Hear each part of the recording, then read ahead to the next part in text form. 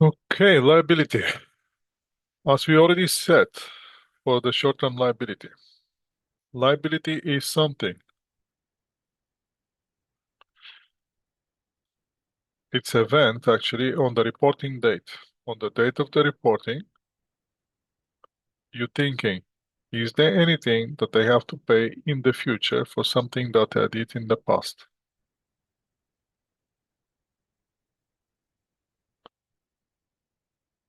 So the whole point is we to identify first, is there a liability? And second, when do I have to pay it?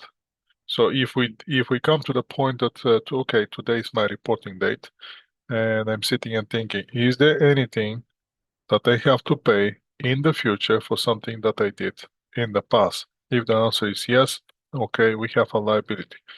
When do I have to pay it? If you have to pay it within 1 year or the current operating or the operating cycle, that means current liability. Show it as a current. If it's beyond that 1 year or operating cycle, whichever is longer, then become long-term liability. Example of the long-term liability are the bonds payable, lease obligation, and long-term portion of the note payable. Uh, Tell me, what do you think about this question? Ivan, is the chapter 15 available on Blackboard? Is it? I'm not We can't sure. see it. You We cannot see it? don't see it. No, it's not Oh, available. it's not available. I'm hiding it from you. It's a secret. It's a top secret chapter. That's why I'm hiding it from you. But let me unhide it. Just give me a second. I'm gonna give it to you. Gonna give you access right away. Just give me a short second here.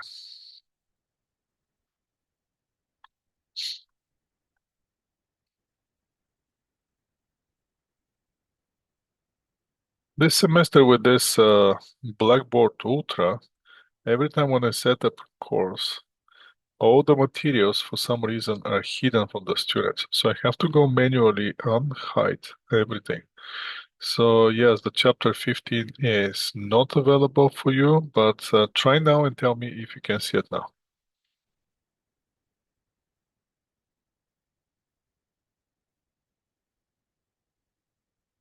I can see it. You can see it? Yes. Awesome. Let me unhide, let me unhide chapter 16 as well.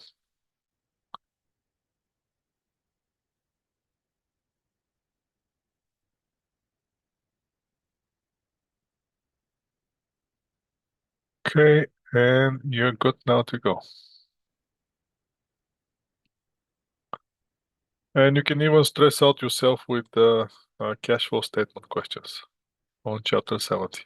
Chapter 18, I'm going to leave it for later. Okay, whole chapter 15, 16, and 17 are available for you now.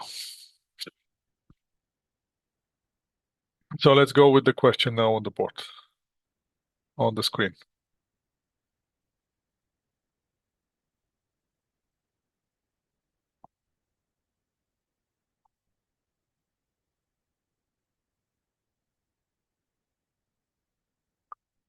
You can easily go with months here.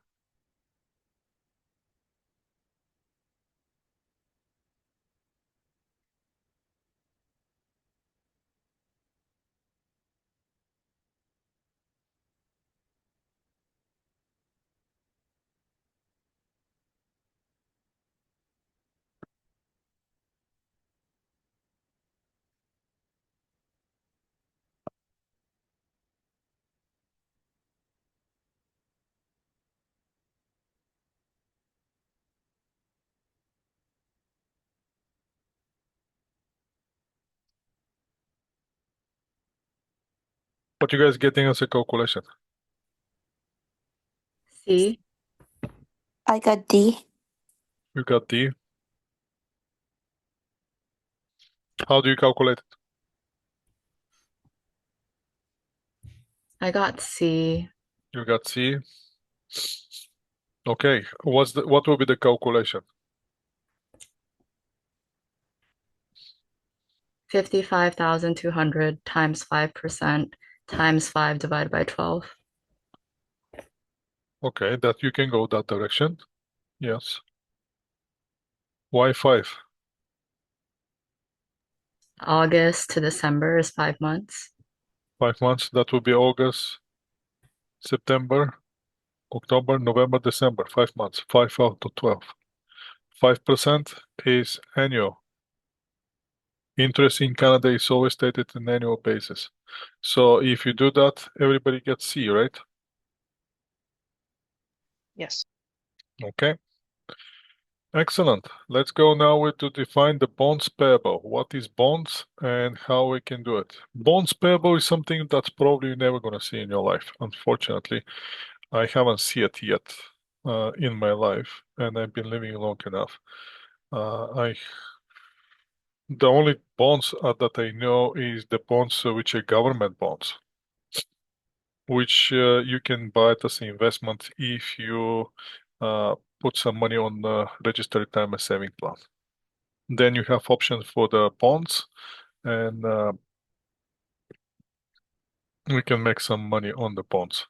So the bond, what is the bond? The bond is interest-bearing long-term notes payable. What that means is somebody's borrowing money for the long period, usually 5, 10 years, 20 years, 25 years, and paying steady interest period after period after period. The bond is formal agreement. It's a formal agreement.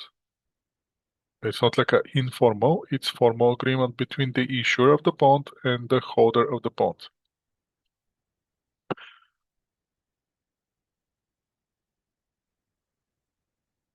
So the issuer of the bond give the bonds to the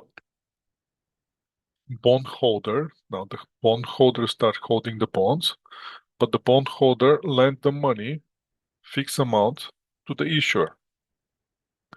And the issuer promises to pay the fixed amount on some date later, along with the regular payment of interest over the life of the bond. Now the question is, how many streams of cash the bondholder expect from the bond issuer?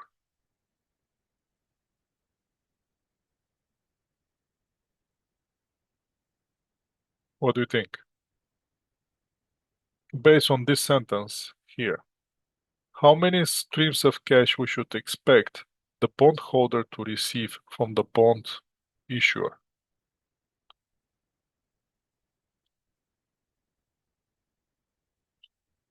Can you guys see it? Yes. What do you think?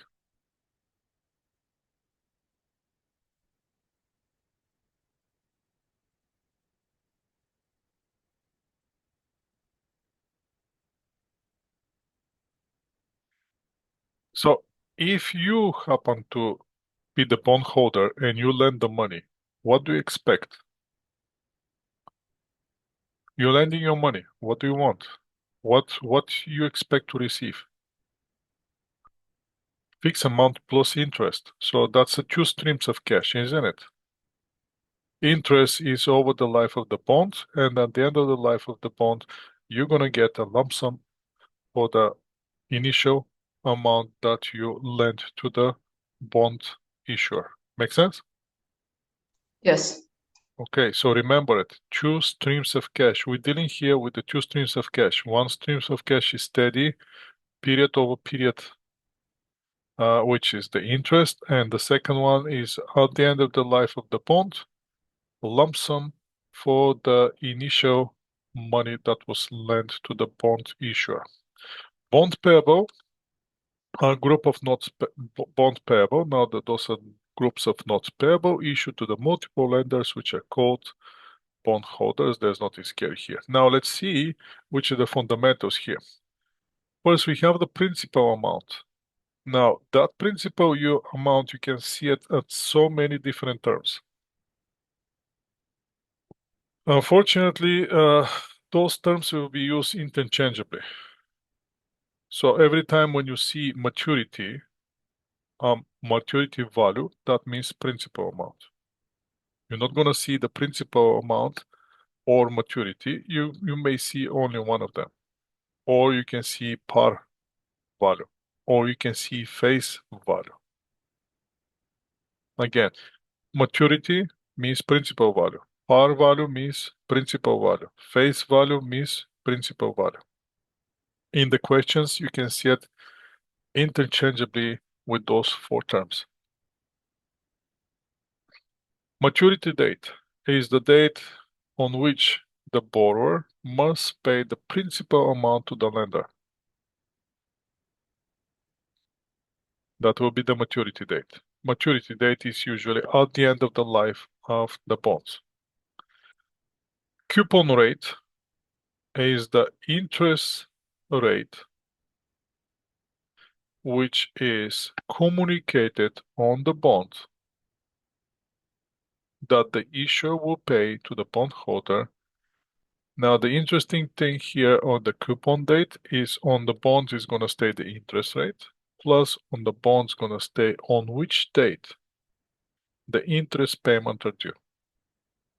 It can be once a year, can be twice per year, it can be 4 times per year. It depends.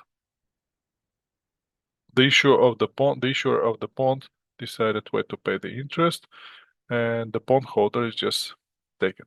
Now, what's the difference between shares and bonds? It's a dramatic difference, technically. What's the difference? The main difference is which as an element of the financial statement. Shares are part of the equity, bonds are part of liability. Both provide capital or asset, but on the other side of the equation, the one is treated as equity, the other one is the pure liability. So what that means is that every time when you have a share, you're kind of shareholder of the company, or you are the owner of the company, where the bondholder is purely creditor. So we're dealing with the investors versus creditor. One has, if you buy a common shares, then you can have a voting right. If you have a bonds, you cannot vote. For the shares, the corporation is not obligated to repay the amount invested by the shareholders. So once you invest your money are gone. With the bonds, that's not the case. Whatever you lent to the bondholder, he has to pay you exactly the same amount at the maturity date.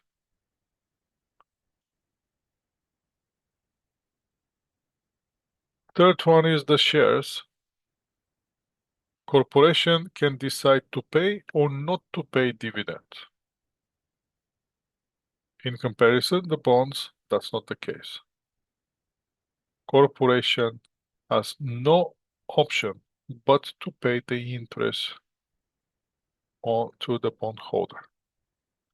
Again, it's a formal contract, which is for the interest plus the principal at the life of the bonds. So if the bond issuer don't have the money, he still have to find the money to pay the interest. And the last one is the dividend. Is not expense, not tax deductible. It's not shown on the statement of income. It's after the taxes are deducted from the net income. Compared to the bonds, bonds are actually tax deductible. Expense for the corporation. Interest on the bonds is tax deductible. So for that reason,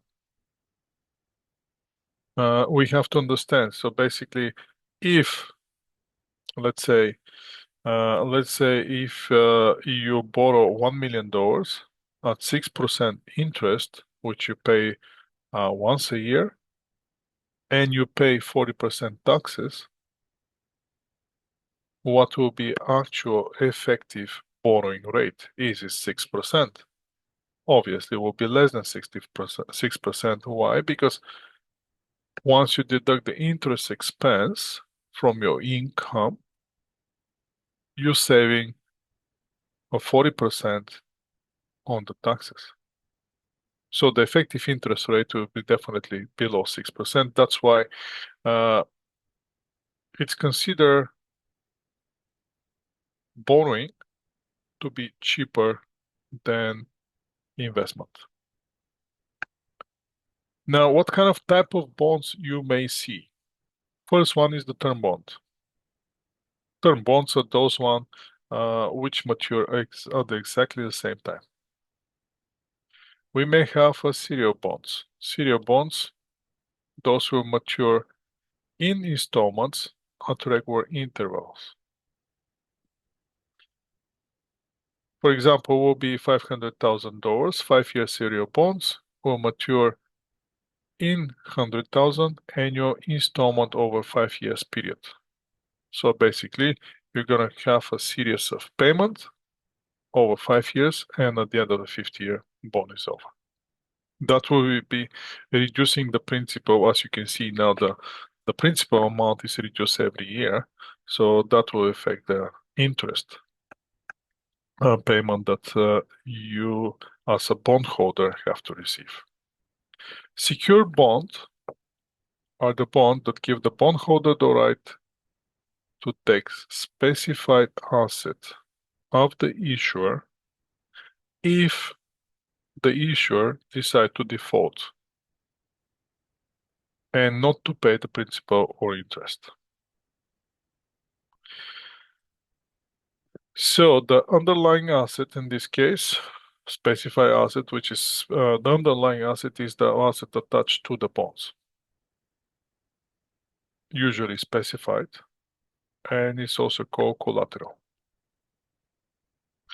Usually the value of the collateral is more than the value of the principal amount on the bonds.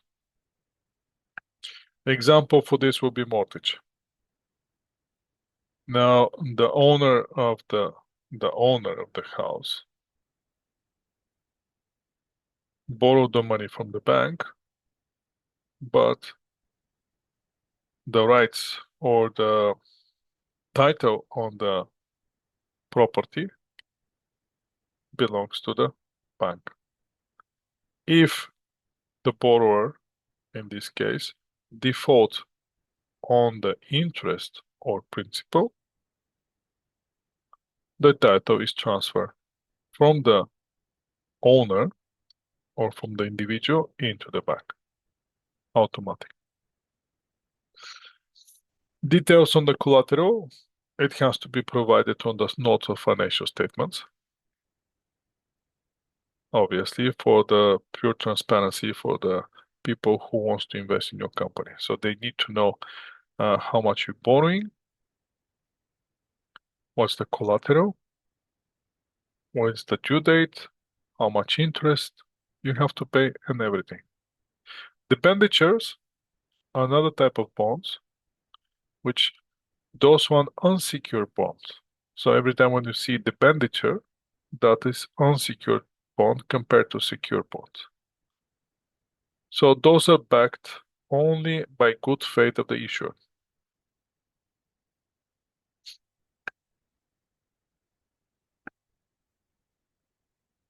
So there will be exhibit, I believe, in the textbook, which is 15-1 of the debenture, because there's no have now in this case the bondholder has no rights on specific asset.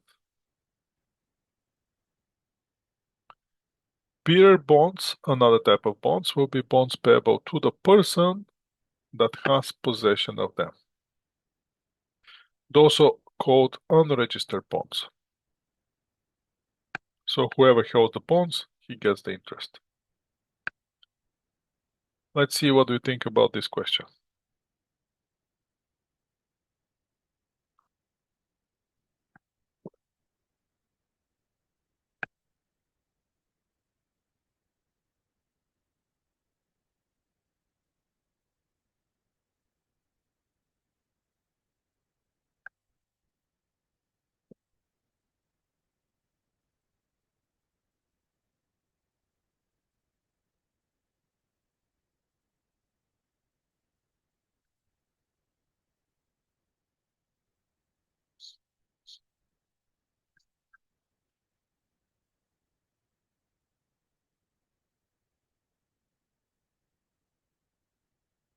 A.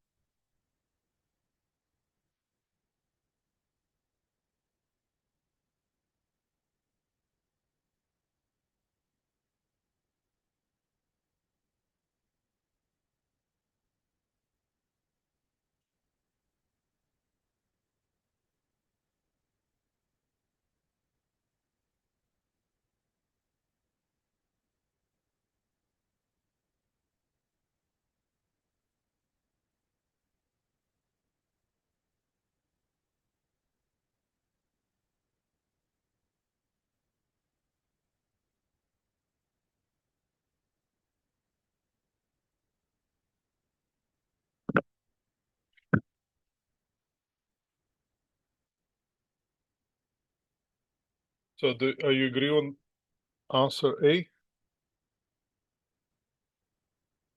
Yes. Yes. So the bondholder cannot be owner of the corporation, can he? It sounds a good idea, but no, it's not gonna work.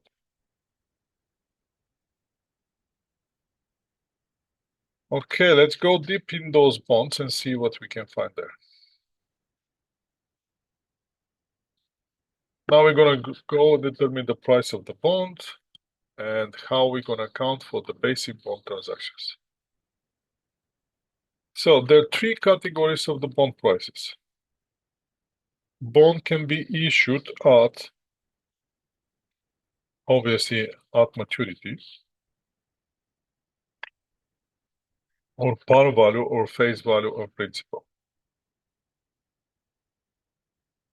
So let's say you have a $1,000 bond, and that can be issued $1,000. That will be option one.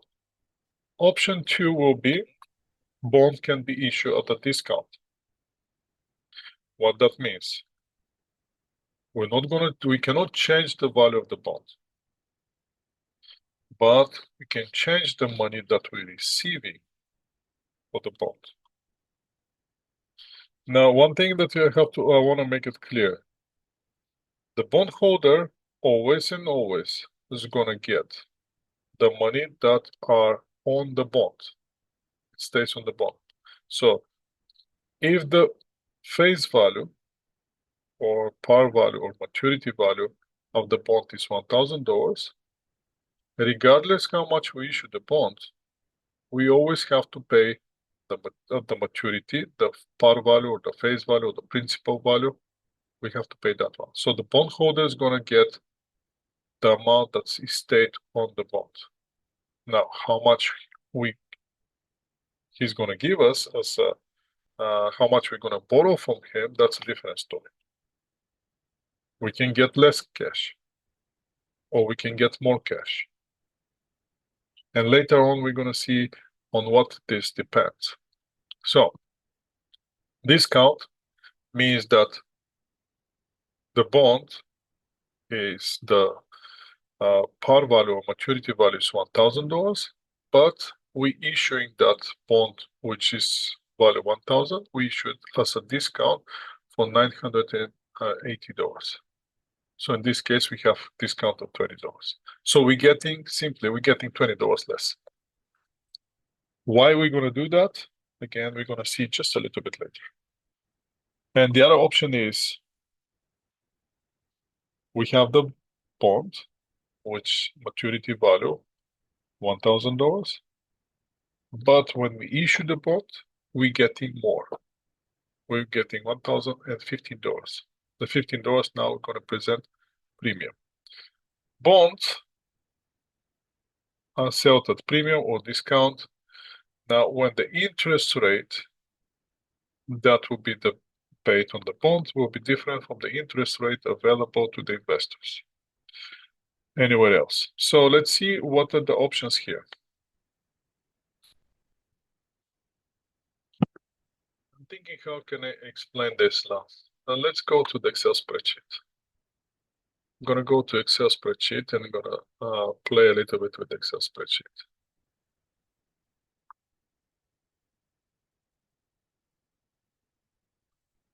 Unfortunately, I don't have help from the whiteboard here, but anyway, we can always use Excel spreadsheet.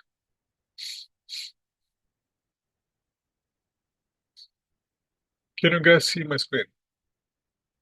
Or not yet? No, yes, Oh. no. Yes.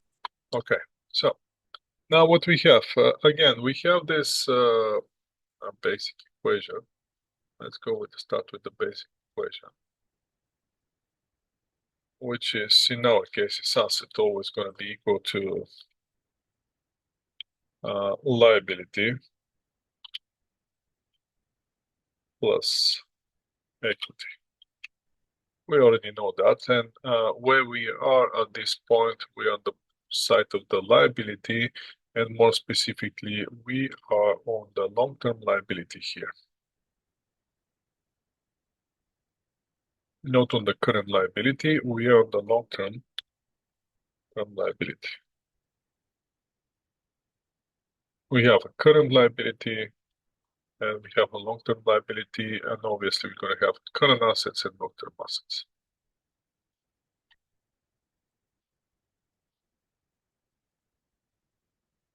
So we're issuing the bonds because we're chasing and we want assets for the long period of time. Now, let's say we're issuing the bond that, let's say our bond has the maturity or face value or par value or stated value of $10,000. This is our bond. That bond, let's say, matures in 5 years, period is 5 years.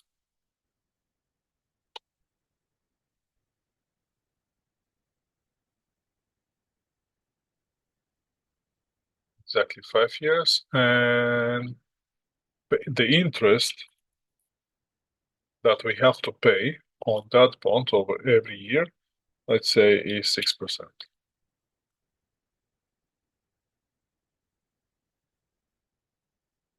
Make sense? Anything scary so far? Do you see anything scary at this point?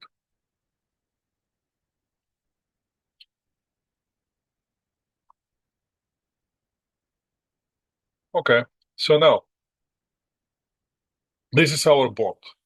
So now we want to attract somebody to buy the bond. In terms, we want somebody to, let's make it more, let's make it $100,000. We want to borrow $100,000 from the people who have money. Why? Because we are lacking cash. We have the idea in our company, we want to get the cash, and we're paying 6%. So what is going to determine, are we going to have discount? One option is to have discount. The other option to have nothing. And the other one is to have a premium. What's going to determine, are we going to have discount, premium, or we're going to issue it at par? That will be based on where the current market is. At the time of the issuing, we're going to check the market interest rate. What options we have at this point? We have 3 options. Option 1, market pays exactly the same interest rate that we pay on our bonds. So let's say market pays 6%. If that's the case, then the investors will be indifferent where they're going to invest money. Make sense?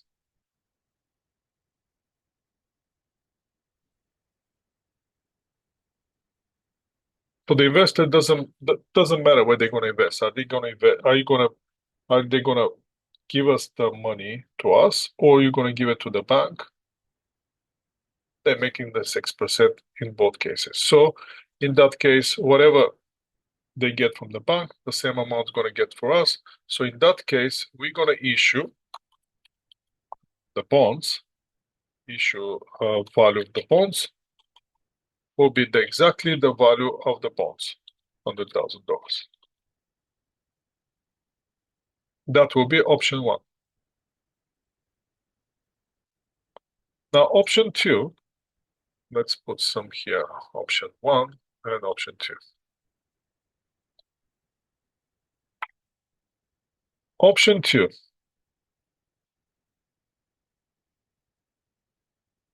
Now, where do you want the market to be? High or low? Give me something.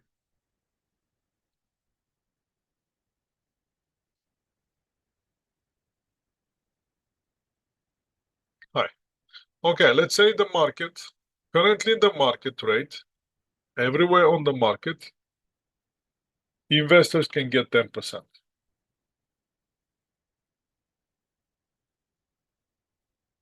Now the question is,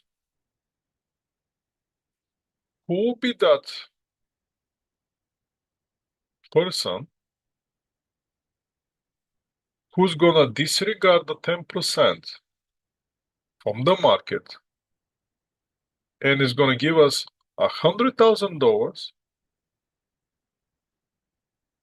or he's gonna get the bonds for the $100,000, which is gonna pay him only 6% interest. Make sense? Who will be that person? Technically, nobody. Everywhere on the market, the people can get 10%. Why would they invest in our bonds? Unless I tell them this. You know what? You don't have to give me $100,000. If you give me, let's say, $90,000 only, I'm still gonna pay you 6% over the $100,000. And after 5 years, I'm gonna pay you $100,000. In that case, would the investor will be interested?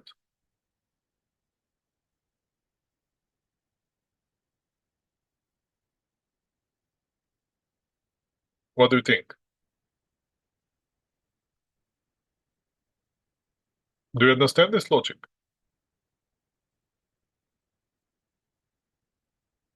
We're trying to attract the investors, not to invest on the market, but to come to us and give us $90,000 today. We're gonna pay him 6% over the 5 years, and we're gonna pay him $100,000 at the end of the year 5. But the catch is today he has to give us only $90,000. Make sense?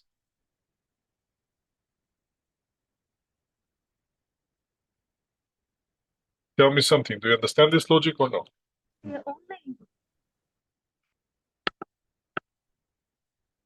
Is that sounds reasonable?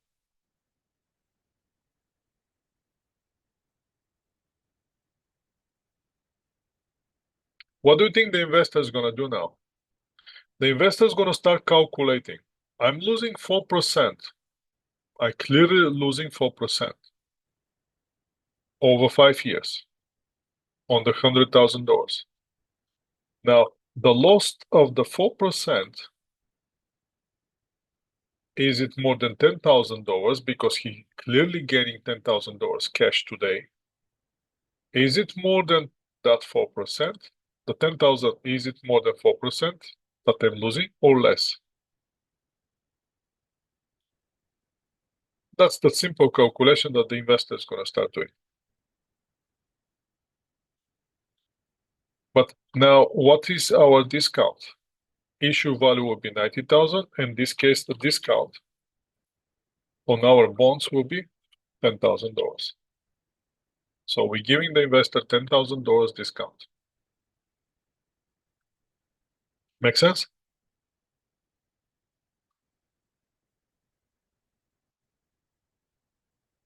Let's highlight this one in blue. and the issue value is $190,000. Now the third scenario is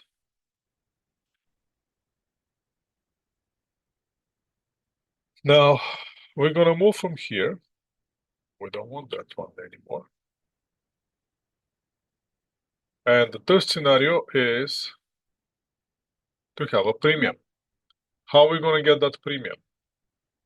When the market interest rate now is below. Bank of Canada reduced the interest rate, and around the interest rate is 4%. However, we're paying on our bond 6%. Do you think investors want to invest in our bonds now? What do you think?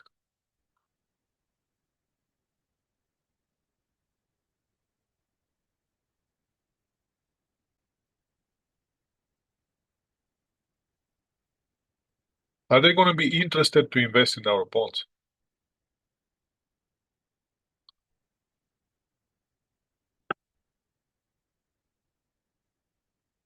Most likely they will be. Why? Because they're clearly getting 2% more interest compared to everywhere in the market.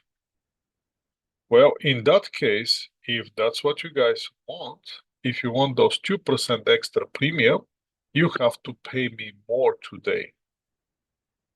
So instead of paying me 100,000, I want you to pay me $105,000. If you give me $105,000, what's going to happen is I'm going to give you a bonds, which bonds going to give you 6% every year.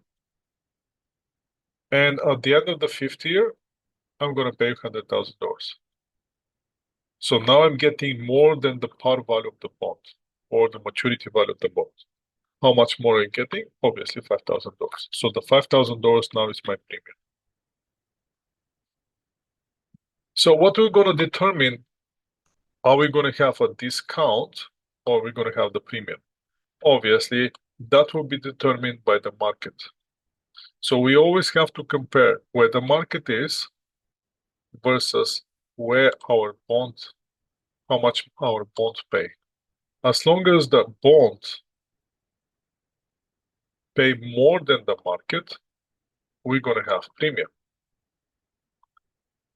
If the market, as long as the market is higher than the interest that we're paying on the bond, we have to give it a discount. Otherwise, nobody's going to get our bond. We have to make that bond attractive so people can give us the cash. Remember, we're the one who want the cash. They're the one who have the cash. We have to attract them to invest in our bond. The only way to make them invest is to ask them for less money on the issuance date. Same thing like if the store selling clothes, but there's nobody's buying. So the only way to attract the customer is to give them discount. But if I have a product which everybody wants to buy, well, I'm going to start charging premium price. Why? Because people anyway wants to buy it. Pay me more. Make sense? Let's go back to the slides now. I hope you understand it. You're not saying anything, but I hope you understand it. It's hard for me to read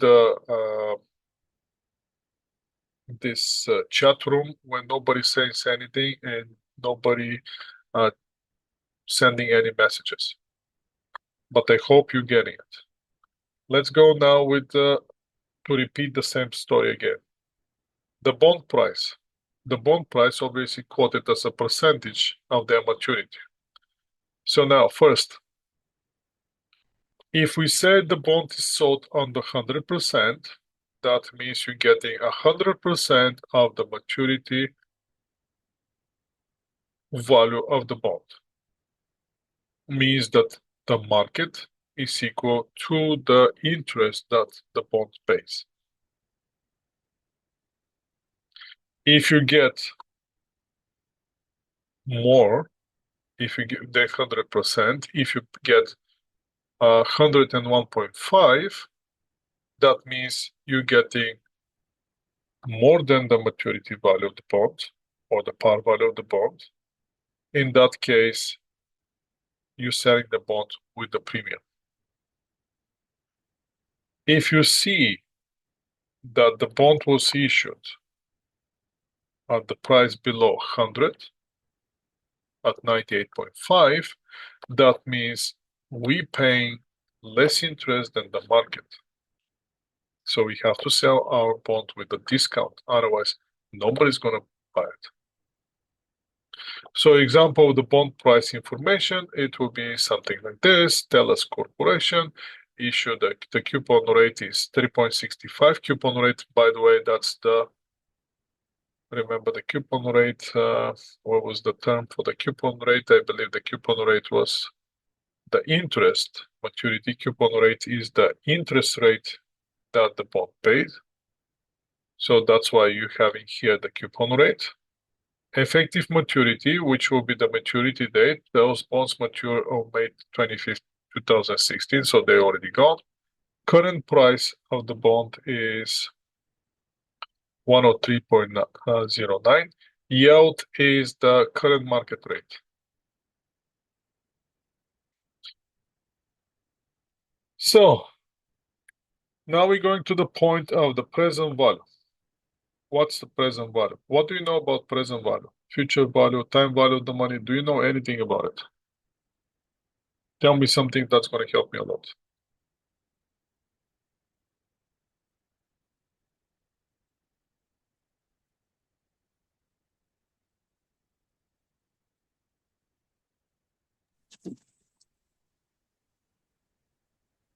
Do you guys know anything about the present value? I think the present value is the amount that we have now. And the future value is what will be the amount in the future. Okay. We'll consider the time value of the money, having in mind that the dollar today worth more than dollar tomorrow. So we better get the money today rather than get it tomorrow. The present value obviously defines the amount invested in the present time in order to receive higher amount in the future. Now, once we know that the dollar today worth more than dollar tomorrow, the present value always going to be less than the future value. Does that make sense? Yes. And that's only and only because the dollar today worth more than dollar tomorrow. For that reason, present value today will be less than the future value. It's very abstract thing, but I want you to be comfortable with this. Now, the present value, the exact present value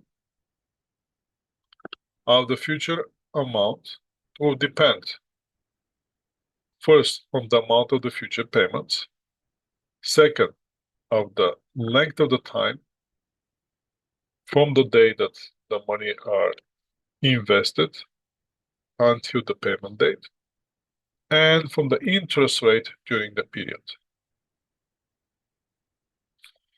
Now, how are we going to get the bond interest rate? Now,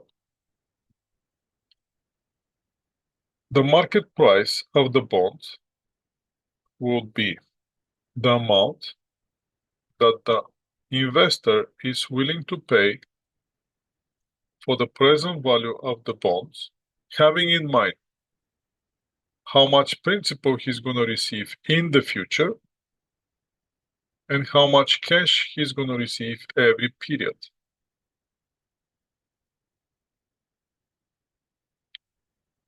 How he's going to do the calculation? He's going to use two interest rates. One interest rate will be the interest rate on the bonds, so he can calculate the cash of the interest payments.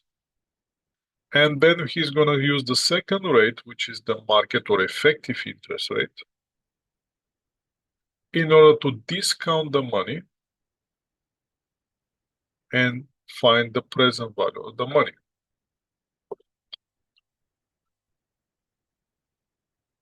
Again, back to the bonds. If the bond interest rate is equal to the market interest rate, the maturity value of the bonds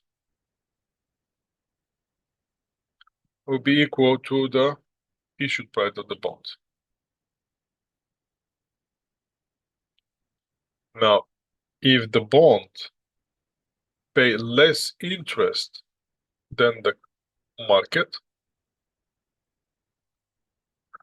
the issue price of the bond will be less than maturity value of the bond. In other words, today we're going to get less money, and we're going to issue the bond with the discount. In the opposite situation, when the bond pay more interest than the market, means that our bonds worth more today, so the investor have to pay us premium in order to get the value of the bonds in the future.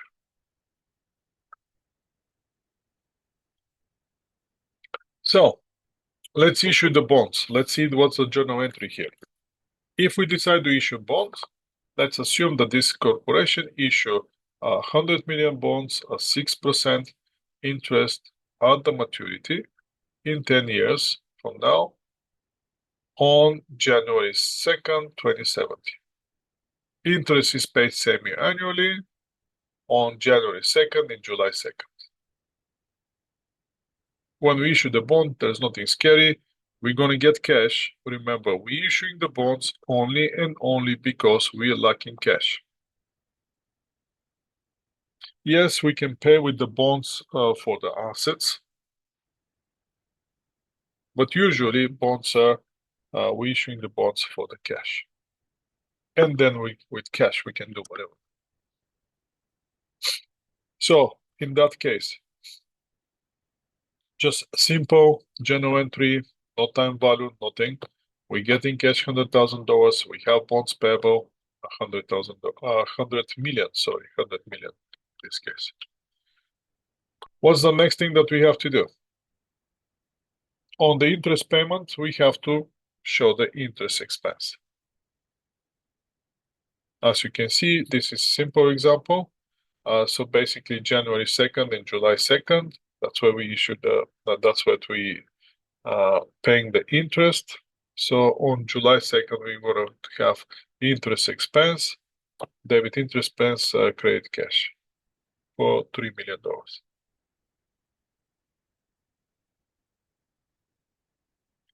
And on the maturity, when the time comes for the maturity,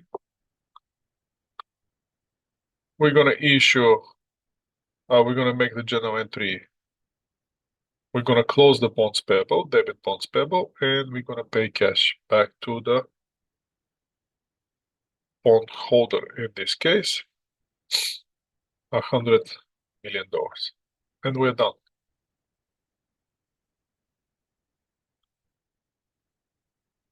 Unfortunately, not always we're going to issue the bond on the day that the bond pay interest.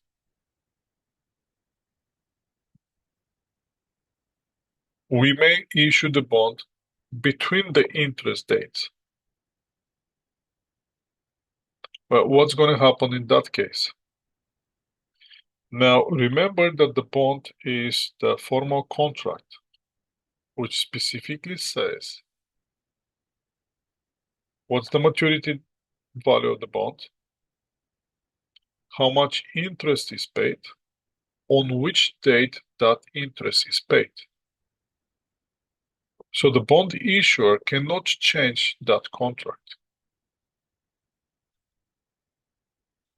So when we're going to sell the bond or when we're going to issue the bond is irrelevant. because again, we cannot change the contract. Can we issue it between the interest payment date? Yes, absolutely. So what's going to happen if we issue this $200 million, 5%, they're paying 5%, 6 years bonds, which are dated June 15th, and we issue it on the date July 15th. Interest is paid semi-annually, and the bondholder is paid full semi-interest on the payment date, which is December 25th. So I'm going to get this one and I'm going to move to the Excel spreadsheet so I can explain that one on the Excel spreadsheet if you don't mind.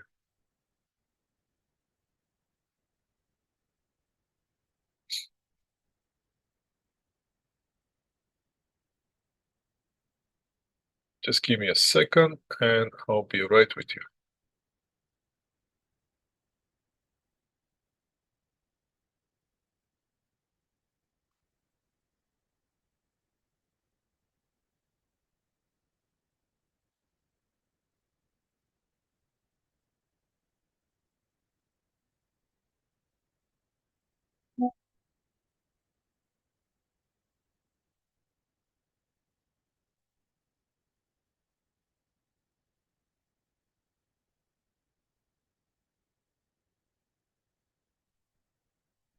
Okay, this is our questions. Can you guys see my screen? Yes. Yes. Okay, so now we have this information. So what we have our bond. Let's move this one up a little bit. It's not going to cooperate. Let's move it this way. We have our bond.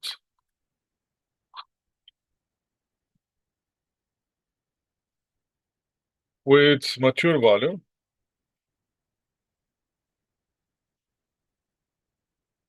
of 200, 123, $123 million. That's the value of our bonds. Now the bond is going to pay interest of 5%. How much is my interest payment?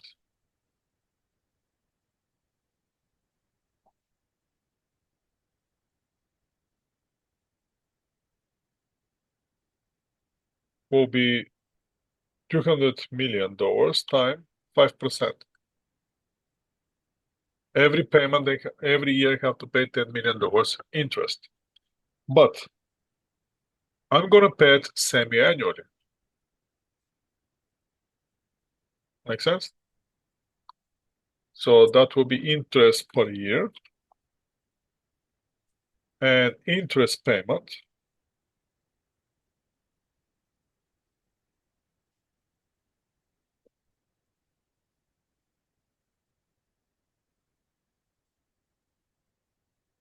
per year will be 2 payments per year. So every interest payment will be Million. half of this.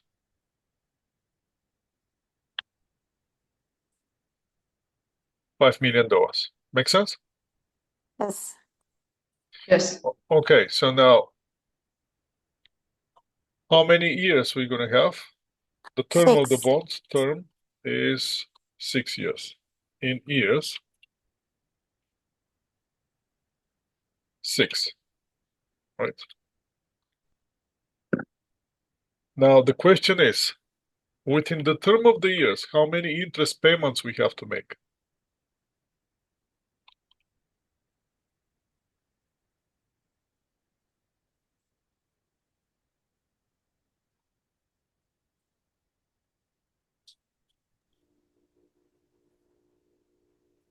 Within those 6 years, how many interest payments we have to make?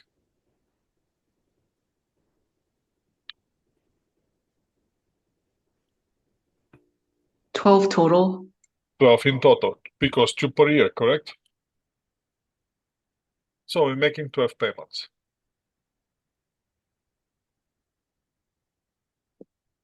Okay, so now we issue the bond on July 15th. And we're paying the interest. The interest is paid on June 15, on December 15. So every 6 months. So payments, interest payments date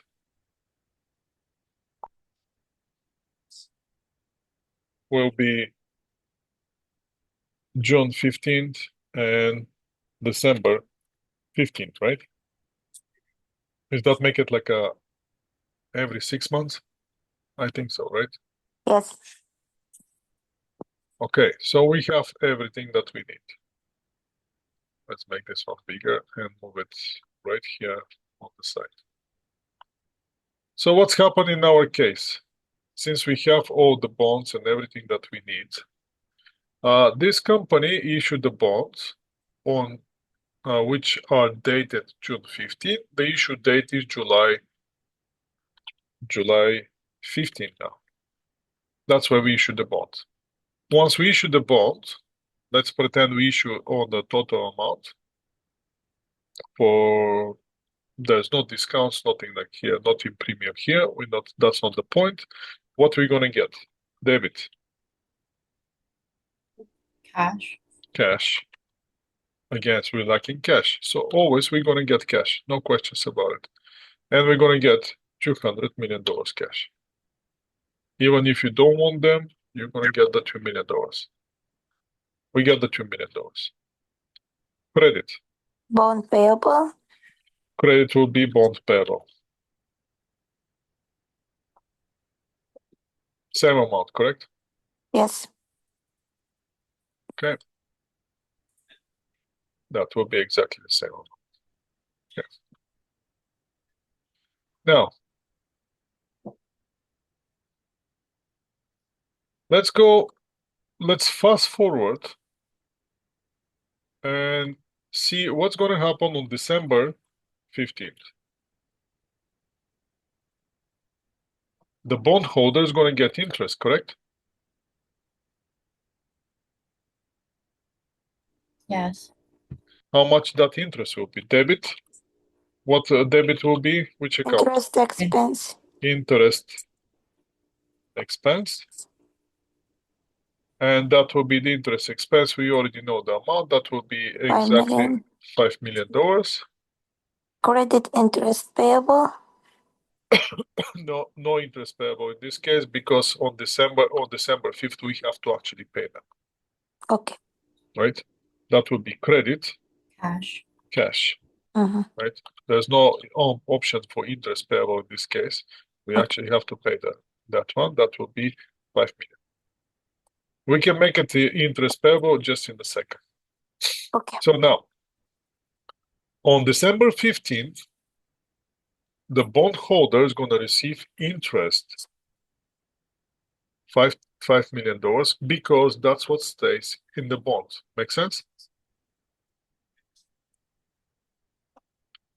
Now the question is, did the bondholder hold the bonds payable for the entire period for which the interest is paid?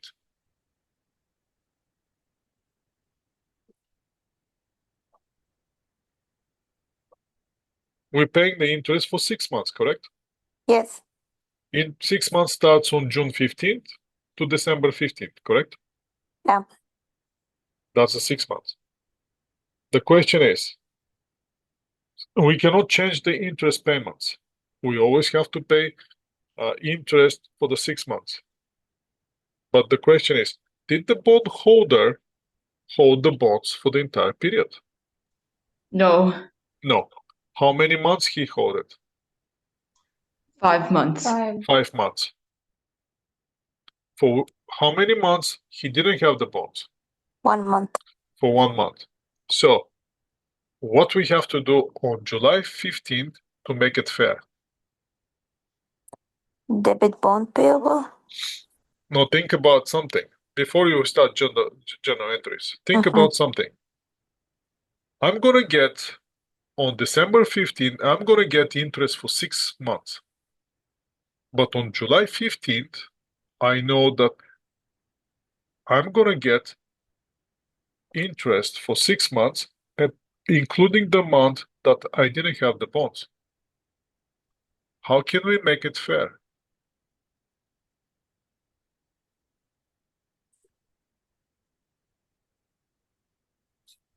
Any suggestions?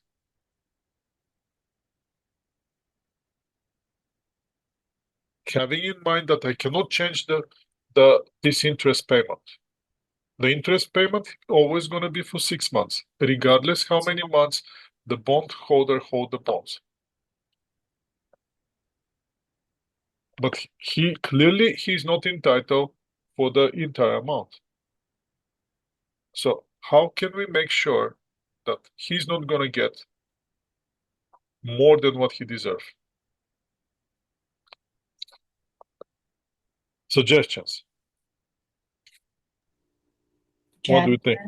January 15 instead of December 15. Sorry? January 15, we extend it by a month. No, we cannot do that. It's a form of contract. No changing.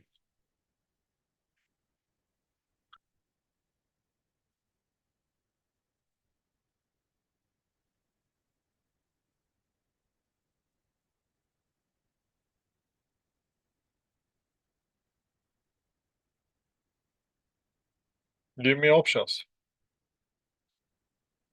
Think about it.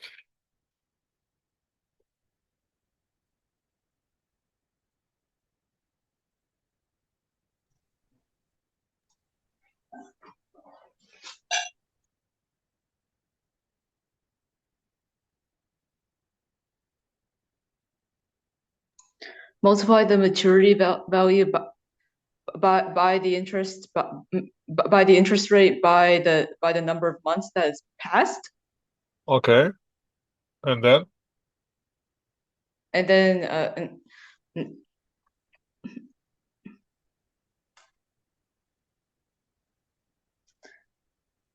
add and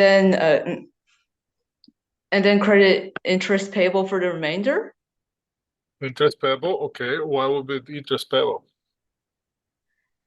because you're not So watch paying the this. entire interest expense. So watch this. Let's make it more personal so you can understand it. I'm holding the bond on June 15th, right? And I'm selling you the bond on July 15th. How many months I hold the bond?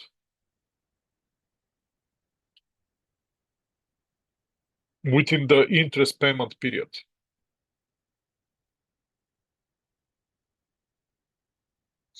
So do you understand this logic? So let's see this. If you can, the bond, the payment date is June 15th. That's where the bond pay the interest.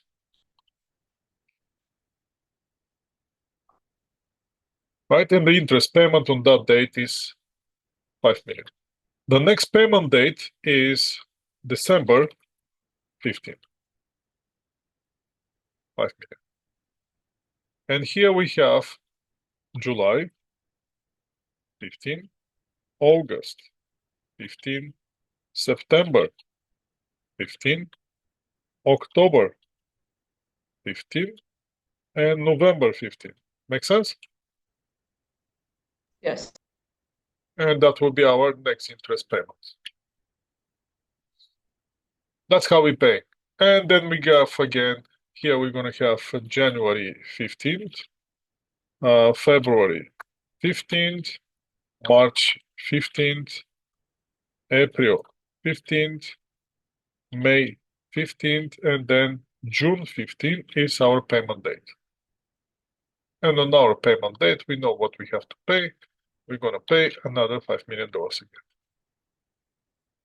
That's how the schedule is, and that's going to continue for the next 6 years. 6 years, yes. We're going to have those 12 months. So now, I'm selling the bond right here. This is the date that I'm selling the bond, on July 15th.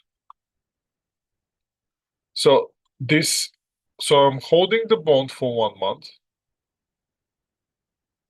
and I'm selling it to you. Make sense?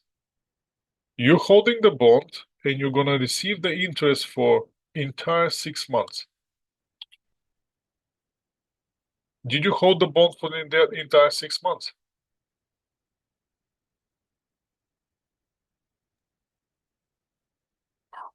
No. But you're gonna get the $5 million. Yes. You're gonna get the 5 million. No questions about it. You're the one. You're the holding the bond on December 15th. You're gonna get $5 million, which is stays on the bond. So how can you make it fair to me? It's very simple. When you're buying the bonds for me, you're gonna pay me the interest for 1 month for the period that I was holding the bond. And when you receive the interest for the entire period, you're getting the interest for the only for the months that you're holding the bonds. Make sense? Yes. That's what's gonna happen when you purchase property. When you purchase the property or when you sell the property, imagine this. You're paying the property taxes for the entire year. The new owner comes and buy the property from you. But you already paid the taxes for the beginning of the year up to the date so to the end of the year. You pay the property taxes for the entire year. You're the owner only to the date that you're selling the house or the property. So what the new owner has to do, he's not going to pay property taxes because you already paid the property taxes for the remaining that period. What he has to do, he has to just reimburse you for whatever you paid. Make sense? Yes. In this case, nobody gets paid yet. The payment's going to come on December 15th, but it's going to come for the past 6 months. The question is it fair you to get the entire interest? No, because you didn't hold the bonds for the very first month. So how many months you have to get the bonds? Only for the month second, third, fourth, and fifth. So only for this period, you're holding the bonds. So what that means, we're gonna calculate how much will be the payment, how much is from the $5 million, how much is for that month of July until I sell it, the point that I'm selling you the bond. You're gonna pay me that amount, and later you're gonna get it from the interest payment. You're not losing anything, don't get me wrong here. Make sense? It sounds like you're losing. So how much will be here per month? If we have to split it by months? 5 million divided by 6?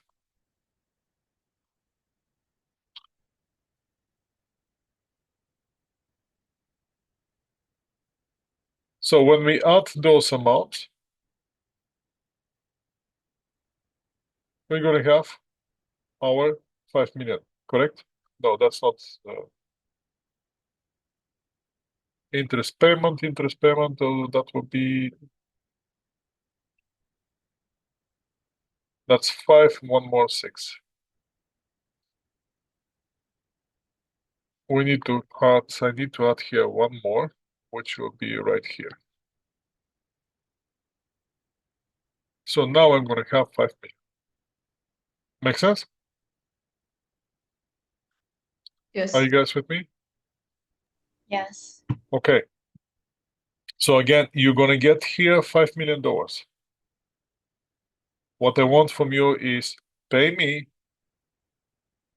for 1 month that I was holding the bond.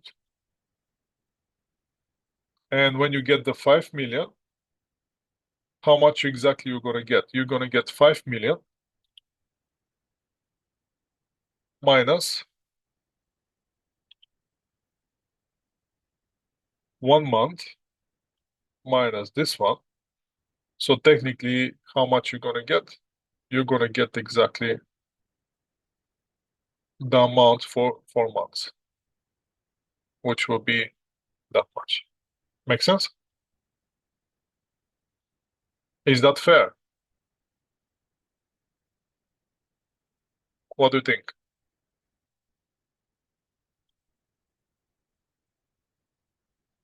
That's fair. That's fair. So what's gonna happen if I sell you the bonds on August 15th? Let's pretend that I'm selling you the bonds on August 15th. They pay you for 2 months. You have to pay me for 2 months. And keep going, keep going, keep going. What if I sell you the bond on September 25th? Can I do that? Why not? Then what we have to do? Go on the day-to-day base. Make sense? Get how many days you have on the period. See how many days I was holding the bond. Pay me for those days that I'm holding the bonds. And on December 15th, you're going to get the entire $5 million. So if we do that, so that means we need another entry here. On July 1st, you're going to pay me $200 million and you're going to get the bonds payable. Second entry that we're going to make is you're going to pay me also, I'm going to get debit cash and you're going to pay me for the interest that you're going to receive on December 15th. And for you, that's going to be credit interest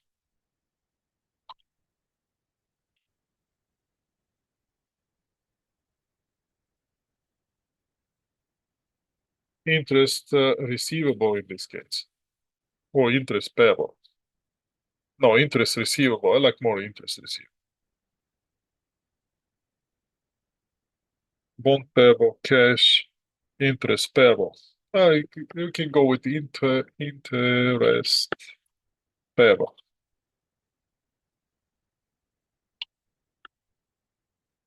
Interest receivable is going to be on credit side. This case will be on the debit side. On the credit side is going to be interest payable.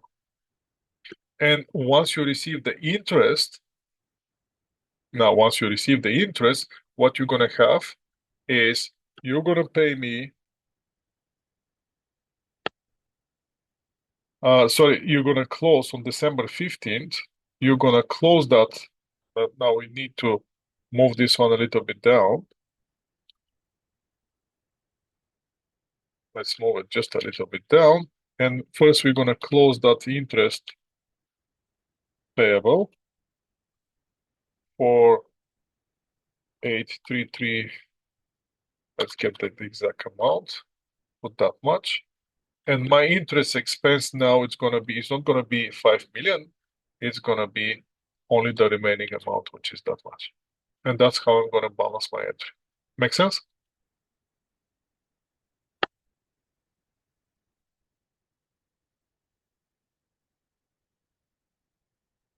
Do you guys understand this logic?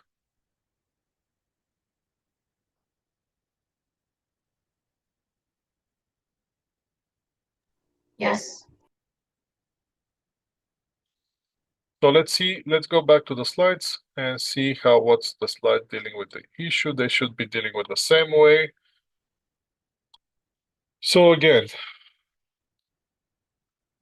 on July 15, when they sell 100,000, now they're changing the amount, 100,000 bonds for 1 month after the bond was issued on June 15.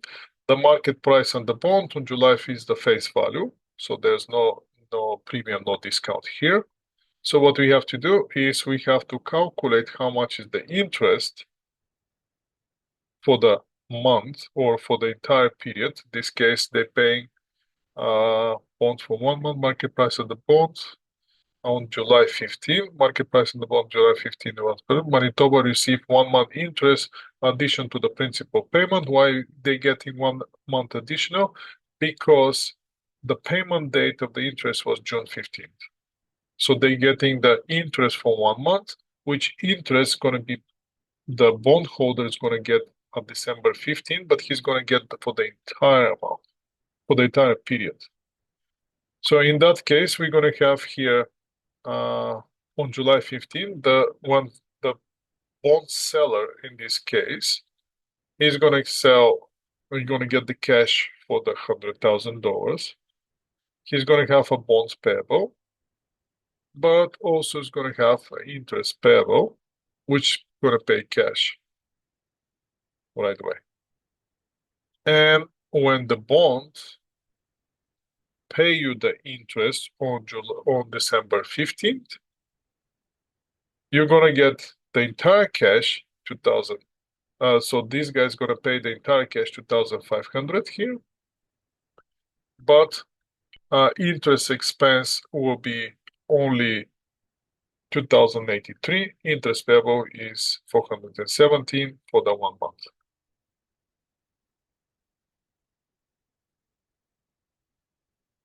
Make sense? Yes. Let's see this question.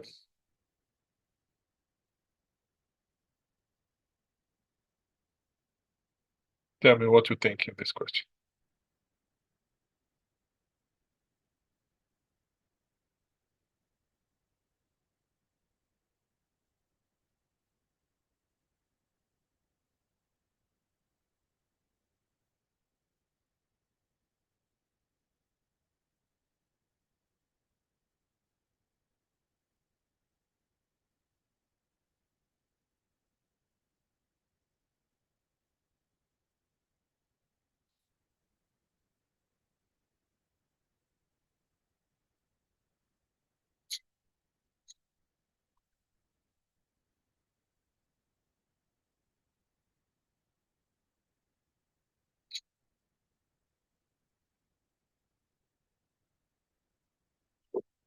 Do you want me to do it together?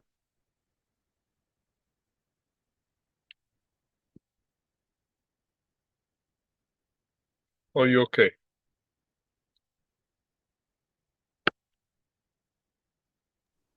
Is it A? It's okay. It's okay?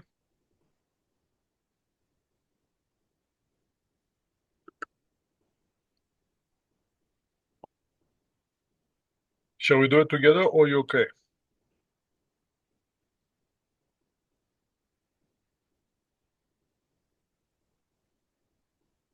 Can we do together? Let's do it together then. I'm gonna stop sharing this and let's move to the Excel spreadsheet. I'm gonna use, in fact, the Excel spreadsheet that we just created here, and I'm gonna move it sideways. So what we're gonna do is probably which one they need to get rid of. I have to change the information only. So basically, I'm gonna get rid of this and I'm gonna put the new information right here. Can you guys see this sheet? Yes. Yes. So now let's start working here and get rid of this. What's the mature value?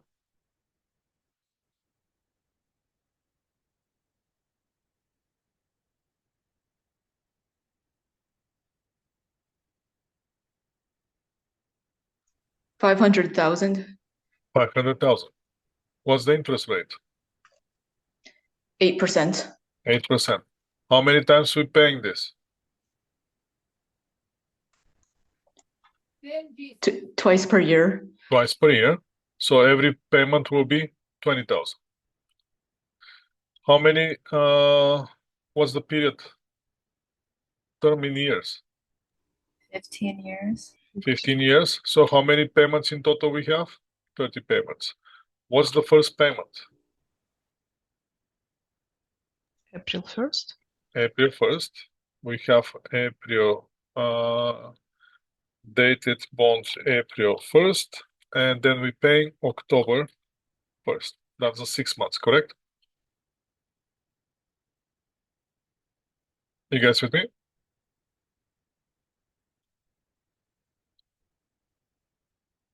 So we get that one. So now the interest payment here will be on, now we pay at April 1st. We have to pay $20, but that will be the second year, not the first year. So the first month is May 1st. Then we have June 1st. Then we have July 1st. Then we have August 1st. Then we have September 1st. And then we have October 1st. Make sense?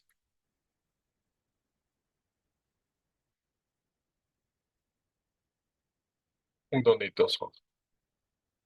Are you guys with me? Yes. Okay. So now, if my interest payment is $20,000, which I have to pay on October 1st. October 1st, I have to pay those $20,000. When did I issue the bonds? On which date? July 1st. July 1st is my issuing date. Let's put it in blue. For how many months I have to collect the interest?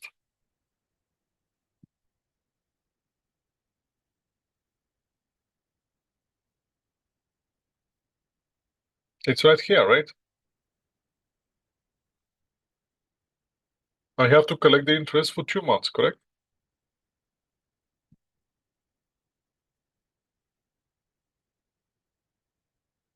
Are you guys with me? Yes. So how much will be per month? 20,000 divided by 6. So every month is gonna be exactly the same amount. And that will be equal to this amount, and that's gonna be equal to this amount, and that's gonna be equal to this amount. Once I have 6 times this, it's gonna give me, it's not gonna give me 20,000. Where is the first one? That will be the last one, which will be exactly the same. Now I have 6 payments of 3,000, which give me exactly 20,000. So what will be my journal entry? Now let's do combined entry because that's how they're gonna ask you to do it. So how much cash we gonna get?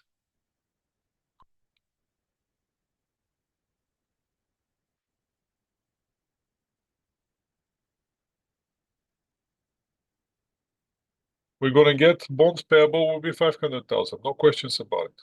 Make sense?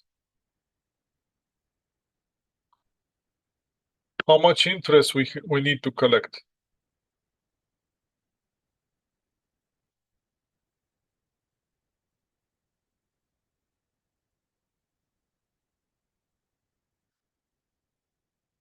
Is it 3 months? That should be for 3 months, isn't it? Because we have April to May, that 1 month, to June, 2nd month to July, 3 months. We need to do it for 3 months, people. Correct? Are you guys with me? Yes. So we need to accrue the interest for the 3 months, not only for 1 month, for 2 months. So that interest payable, that will be for the 3 months, that will be $10,000. And how much cash we're gonna collect?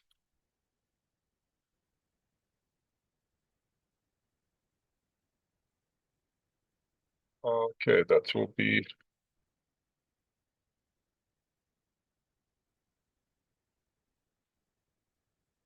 the cash that we're gonna collect will be the bonds plus the interest for the 3 months. And once we pay the first payment, which will be on July 1st, 01st, and when we pay the interest, that will be on October 1st. We have to pay interest payable. We're gonna close the interest payable, 20,000, and that will be the difference between 20 minus 10 and 10,000. So what will be our entry here? That's our entry of the issue in the bonds. What will be the correct answer here?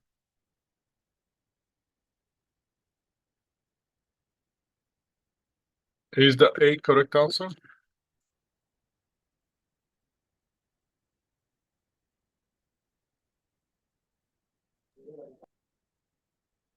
Can you see the correct answer?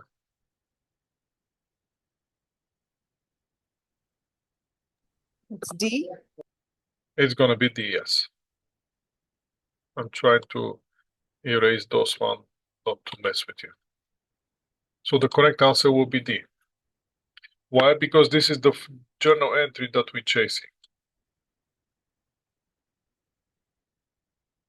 So cash that we're gonna get will be, it's not gonna be for only 500,000, it's gonna be 500,000 plus the interest for the 3 months, for May, for June, and for July. Interest expense, debit to interest expense. Interest expense, it's not part of this scenario at all. So that's completely incorrect. Bond payable is not going to be 510 because we have to pay at the maturity only 500,000. And the last one is the credit interest payable, which is the credit interest payable, which interest we're going to pay at October 1st, the entire amount of 20,000.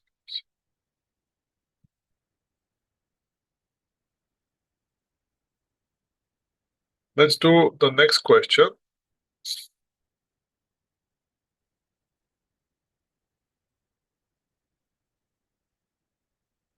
Oh, before we do the next question, we need to do some issuing of the bonds. Let's move this question. I'm going to move this question a little bit down, and we're going to do this question a little bit later, not right now.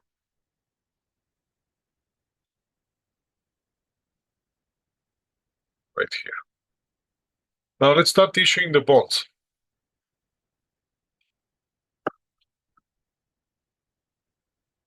First, let's assume that the bond of 1 million at 6%, 10 years, at issue out of 98.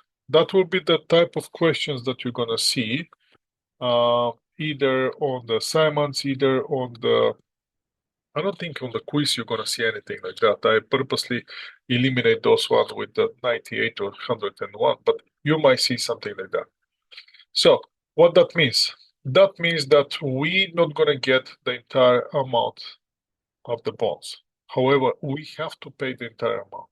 So what I want you to remember here is, once you see anything like this, always remember, bonds payable will be the entire amount of the bonds. Always. Then figure out how much is the cash that you're getting. If the issue at 98, that means you're not going to get the full $1 million. You're going to get less. How much less is 98 times 1 million is going to give you 980,000. What's the difference? The difference will be the discount on bonds payable.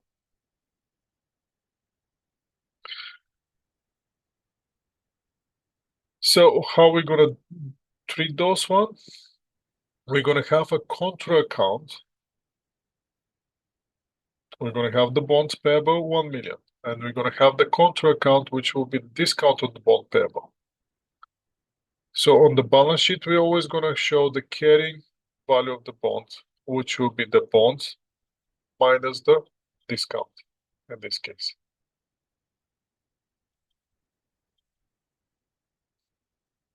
What's going to happen if we issue the bonds with premium? Same thing. Bonds payable always going to be the stated value of the bonds. $1 million will be bonds payable.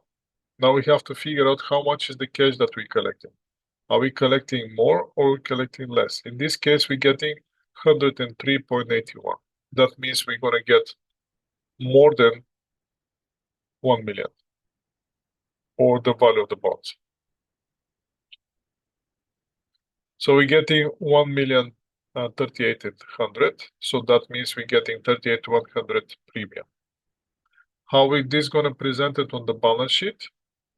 on the balance sheet will be, we're going to have the bonds payable, and we're going to have a separate contra account with the premium. Those two together always going to be the long-term liability shown on the balance sheet. Will be the bond payable plus the premium in this case.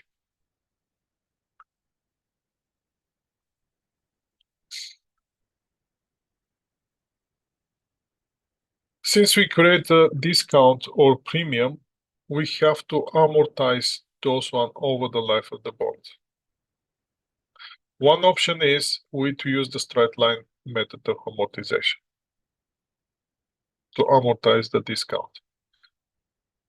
Since this is a very simple method, you may have assignments using the straight line method, but for the quiz purposes and for the final exam purposes, I'm not gonna ask you questions about the straight line amortization of bond discount. Straight line method and the bond discount is not accepted by International Financial Reporting Standards. There's another method which is accepted. Which method? That's the method that I'm going to discuss. Just keep in mind there's a straight line method. On the straight line method, you're just getting the amount of discount or the amount of the premium divided by the number of the years that you have to pay the interest, or it will be the number of the periods that you have to pay the interest, and every period you're deducting the same amount over and over and over again.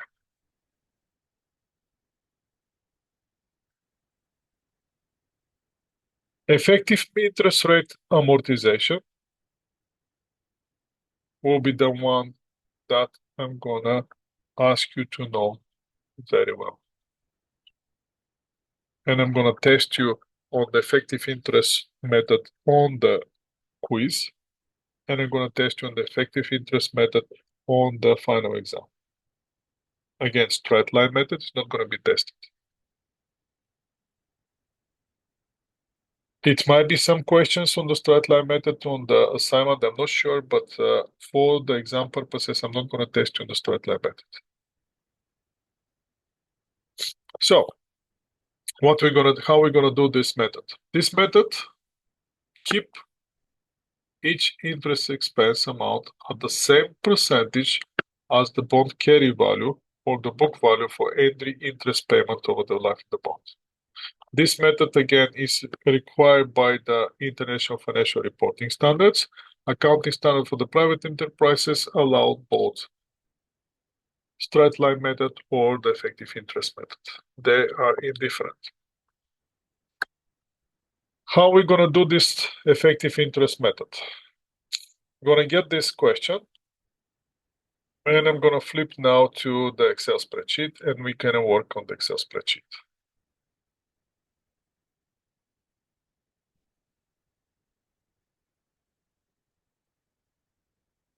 So for the purpose of this type of questions, what I'm going to do is I'm going to eliminate a little bit.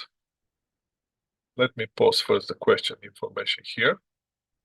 And I'm going to eliminate some stuff because I don't want anything. I don't want this counting equation to stay here. We're going to delete this one. We're going to delete all this information here. I don't need this information either. And I don't need this information. So we're going to stay with our question, which is right here.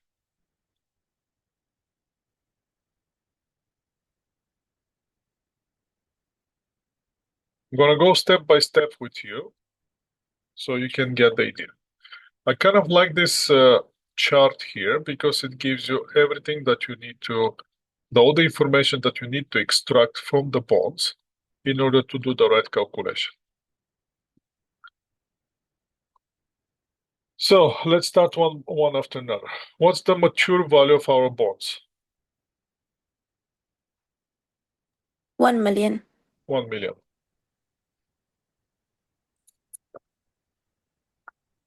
What's the interest that the bond pays? 5%. 5%. So how much is the interest that the bond has to pay per year?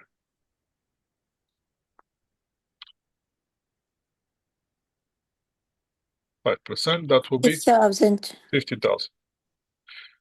How many interest payments we have per year? They're Two. paying Semi-annually, so what that Yeah. means? 2. 2. How many payments? How much is the interest per payment then? 25,000. Every payment we have to pay 25,000. What's the term of the bond?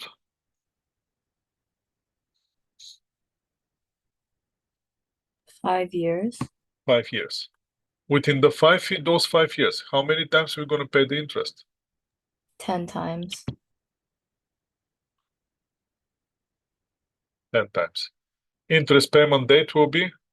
It doesn't say. Right? In this case, it doesn't say because that's not that important. Now, the new information that we have here is the market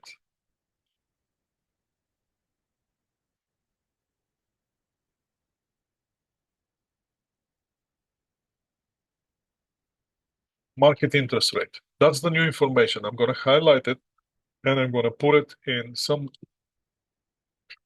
different color here, just to drag your attention. How much is the market interest rate? 6%. 6%. Can you guys see it? So, Yes. question for you. If I'm paying 5% only interest, and everywhere on the market, the investors or the borrower, the lenders can get 6%. What do I have to give the lenders in order they to invest in my bonds? Discount. I have to give them discount. Does that make sense? Yes. I want you to ask this question for yourself and find the answer before you start any calculations. Because once you understand that, okay, I'm paying less than the market, that means I have to give the discount. Which means, am I going to get $1 million? No. No. How much I'm going to get? Less. Make sense? So if you make a mistake in your calculation somehow, always keep in mind, you have to get less than $1 million. If for some reason your calculations show $1 million more than $1 million, you make a mistake right there. Make sense? Yes. Okay. So now, at this point, we're gonna use, you have two options here. Either we're gonna use financial calculator, which we don't have right now, or we can use the Excel spreadsheet. I'm gonna show you Excel spreadsheet. So now, for the Excel spreadsheet, we need to extract some things. First thing, what we have to do. Every time when we're calculating the present value, we start calculating now the present value of the bonds, or how much money we have to get today. In order to do that,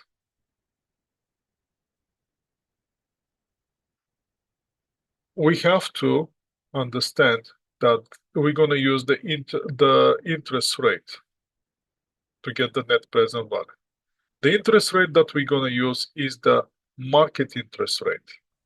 Market interest rate is called the effective interest rate.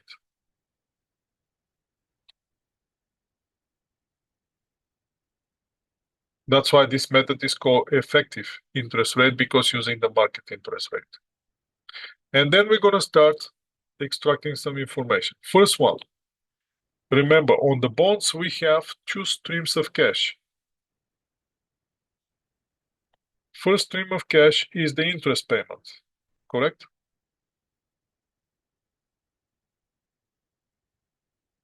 So how much is our payment every time when we have to pay interest.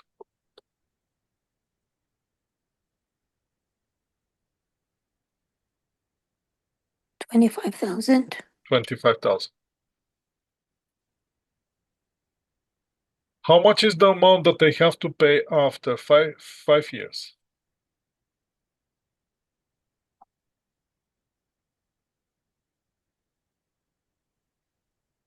$1 million, correct?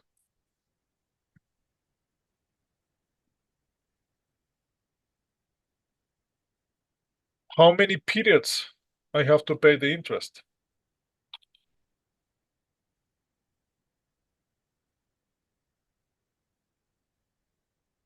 How many interest payments I'm gonna make within those 5 years? 2 times. 10 periods, 10 Yeah. payments, right? 10 Yeah. payments. Okay. And the last one that left is how much is the effective interest rate?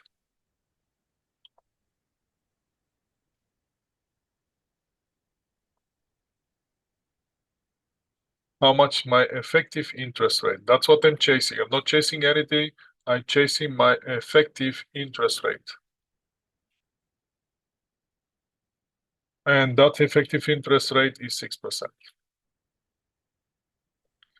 At this point, what you have to do is you have to find how much is the present value today. Make sense? Yes.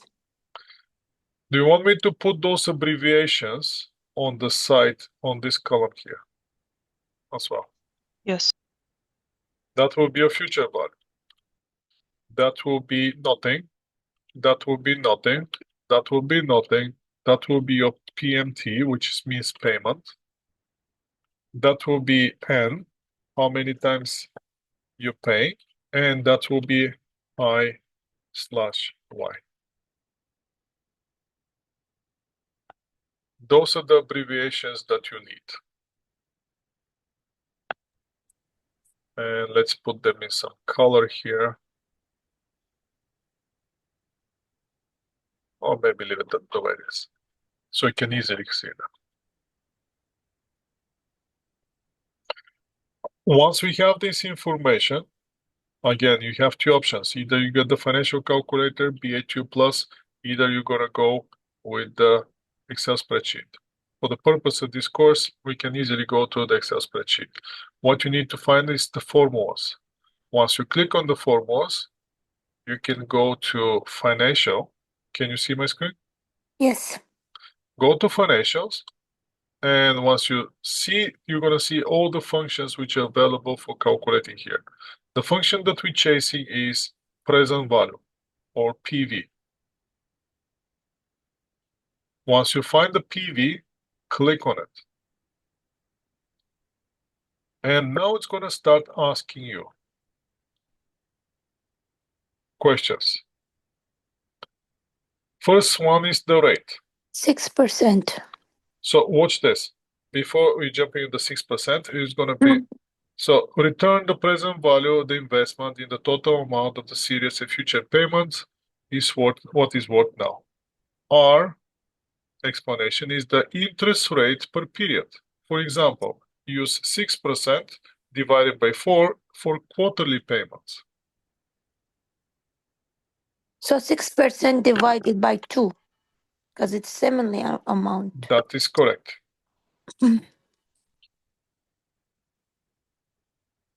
Make sense? Yes. So in this case, it's going to be 6% divided by 2. Yeah. That will be 6 divided by 2. Payments will be the total payments of the payment period in the investment. So 25,000. No. N is the total number of payments period in the investment. How many interest payments we have? 10. 10. That's why I put it N here. So N is capital, is 10. PMT. PMT is the payment made each period and cannot change over the life of the investment. 25,000. 25,000. Now, think about something. We paying that 25, correct? We're the one which paying this 25,000 interest because we issued a bond. Make sense?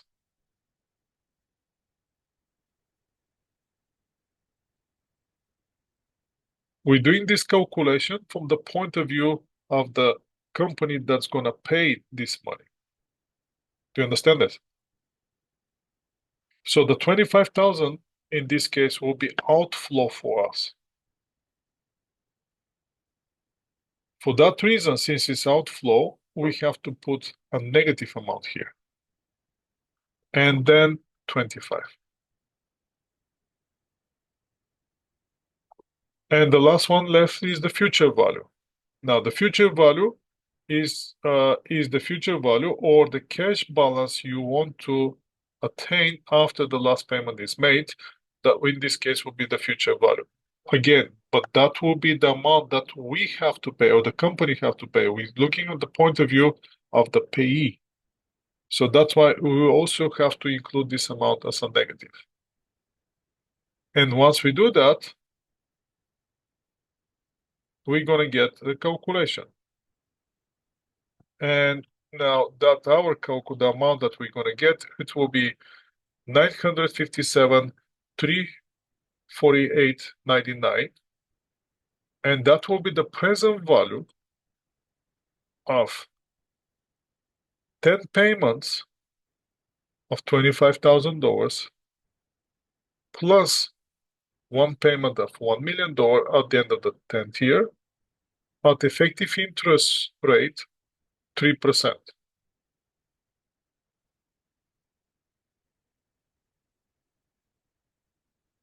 Make sense?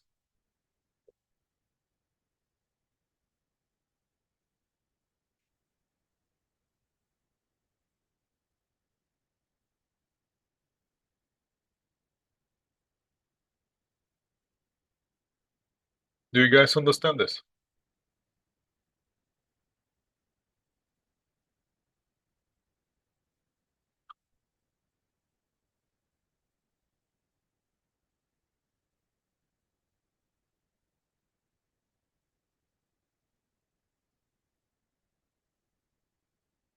Okay, I have one yes on the chat. That's good. So the other thing that I'm thinking here is not to confuse you. Do you want me to add another column here, which will be the market interest rate per payment?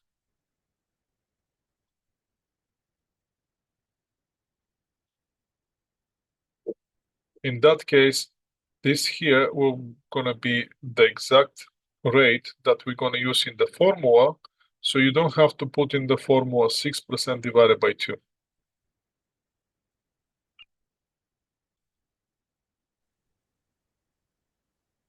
Let's do it that way because that's gonna be easier for you. That will be market interest or market rate. You're gonna know it, that is interest rate per payment. And that's gonna be 6 divided by 2 in this case. And we're gonna flip this one. It's not gonna be this, that's gonna be the one. And that's gonna be here, 3%. But if we change now the percentage, look what's gonna happen now with the present value. Present value completely is gonna change. So now we have to do new calculation here, which new calculation will be very simple. That's gonna go with the present value PV here, and we're gonna start plugging the numbers. 3 is the rate, N is the period, 10. Payment is negative 25,000 because we paid the 25,000. Future value is the 1 million, which we paying $1 million. And we're gonna click OK, and we're gonna get the same amount.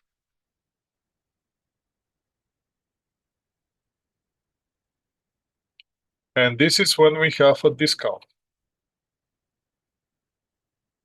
Make sense? Yes.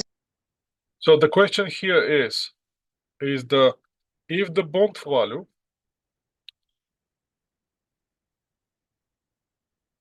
is $1 million.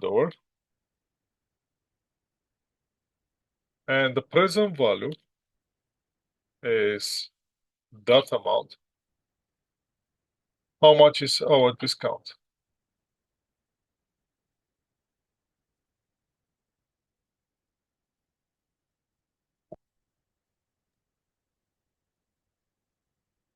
$3%. No. The discount is a dollar amount. Not dollar amount. 42,651. Make sense?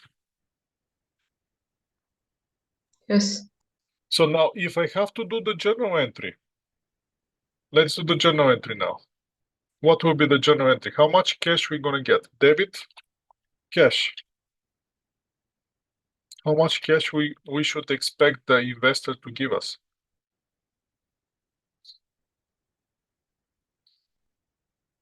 The present value of what we're giving them, right? That will be the what we're expecting. We're expecting this present value. However, we have to pay back credit bonds payable. We have to pay how much at the end of the life of the bond? $1 million. That's never going to change. And now we are lacking. We're not in balance. So we have to balance this entry with adding new debit, which will be the discount on bonds payable, which will be the difference.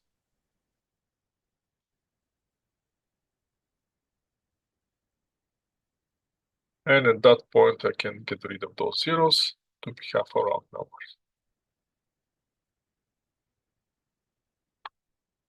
Make sense? Yes. All right. So now let's see what's going to happen if we have a premium. Let me see how the slides continue at this point. And if we have to use the slides, let's use the slides for guidance. Just give me a second to open those slides.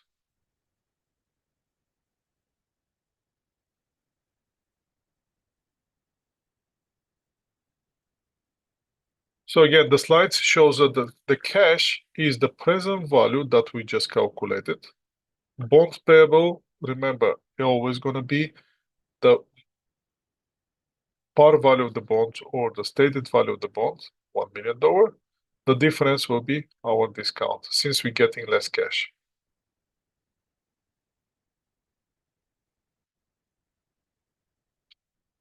We're not going to do the interest expense right now. I want to see the premium first, and then we're going to go with the crazy stuff.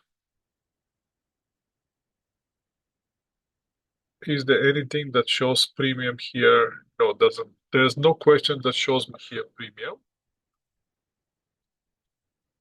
Or maybe that will be the premium.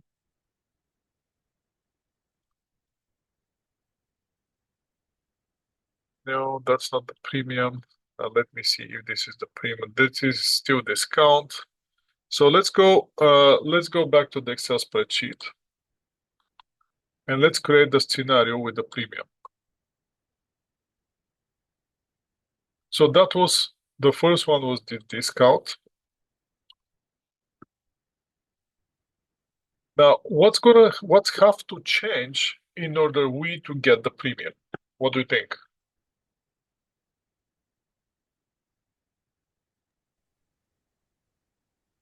Obviously, in order we to get the premium or discount, market effective interest rate has to change. Make sense? Yes. If the market pays less, then we can charge premium. If a market pay more, we have to give them discount. So let's go now and let's pretend that the effective interest rate now is 4% only. So the market rate per payment will be 4% divided by 2, since we're paying the make interest payments 2 times per year. I have to erase this one now, and let's get rid of this, and let's do the calculation by ourselves. So what we have to do here, same idea, go with the formulas, financial, drop down to present value, and then start working. Rate is the effective interest rate, which is 2%. N is always the number of the periods, 10. Payments, since we're paying the payment, the interest, we enter it minus. And future value, since we're gonna pay the $1 million at the end, we're gonna put 1 minus, and we're gonna get the number. And as you can see now, our present value is more than the stated value of the bond. Simply because we pay more interest than the market.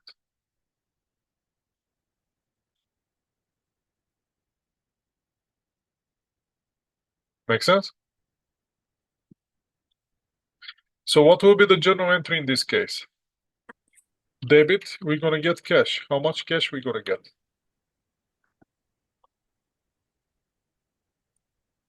Um,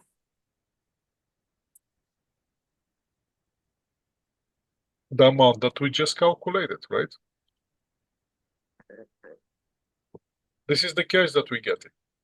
That's why we're calculating this amount to find out how much is the value of $1 million after 5 years or 10 payments, and 25,000 paid 10 times.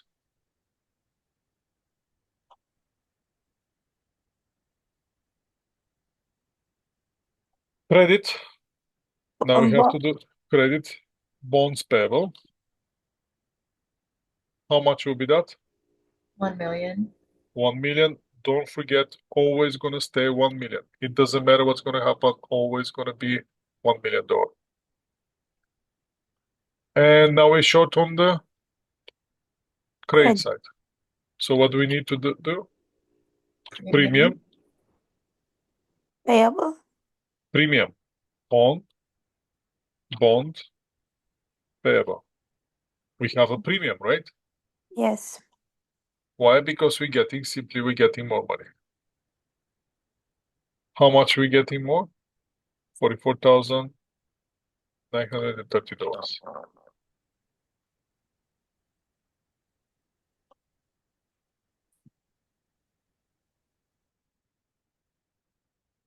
Make sense? Makes sense. Yeah. I want to show you something. Yeah, I'm gonna flip this one here.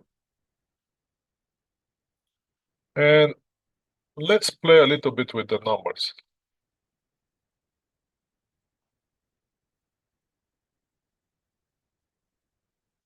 So that will be, let's do this bond payable. Always gonna be $1 million. And then we're gonna have discount.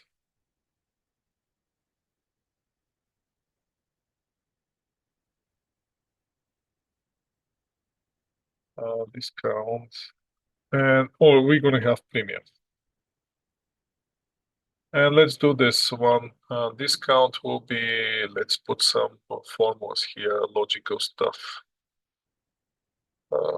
Logical.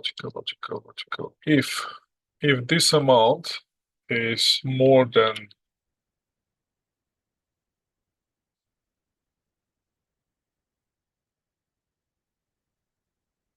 if this amount is less than that amount, if value is true, calculate me equal to this one minus that one. If not, 0.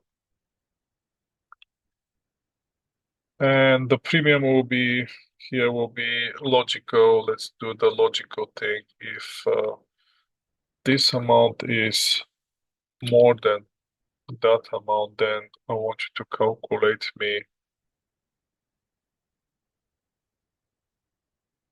this one minus that one, if not 0.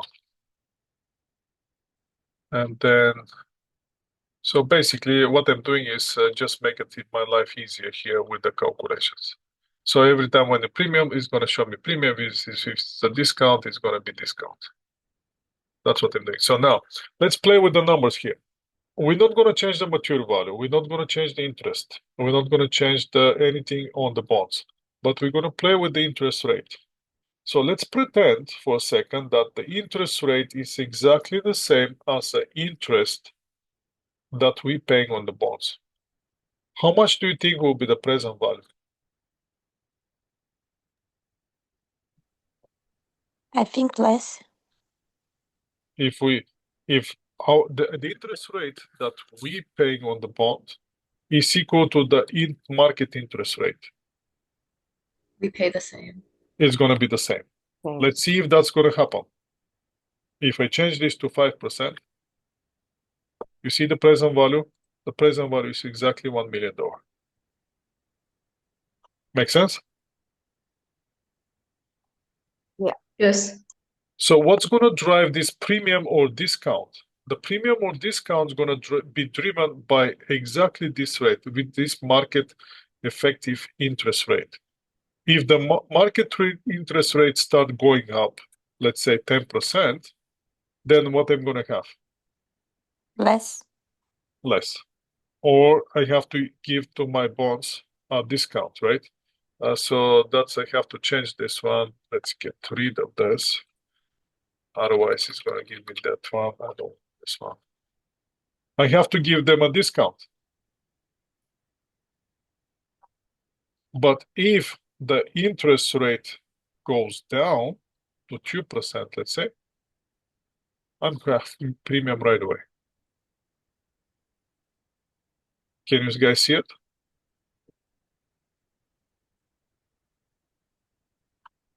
Let's make it on one screen so you can actually see it like this. So if this is the key here. This is your key here, the 2%. If that effective interest goes up 10%, you have to give them discount. Why? Because you're paying less interest than the market. But if the market went down from the bonds, the interest that you're paying on the bond, you can charge the premium now. But if both are the same, there's no difference. That's going to happen always and always on every type of bonds, regardless what's the information here. That's why you have to pay attention between the interest that you're paying on the bonds and the market interest rate, effective rate. Let's give you a break a little bit. And let's continue with one more thing what we have to do.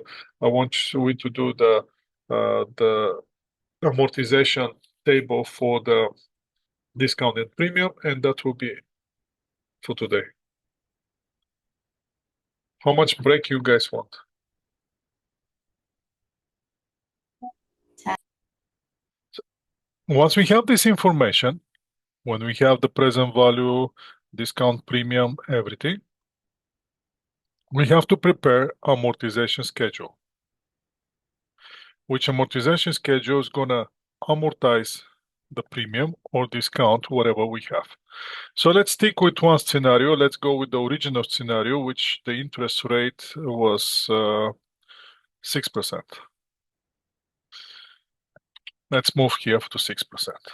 So in this case, we have a discount of $42,651. So what we have to do, we have to amortize this discount over the life of the bond, or in this case, over the 10 interest payments period. How are we going to do this?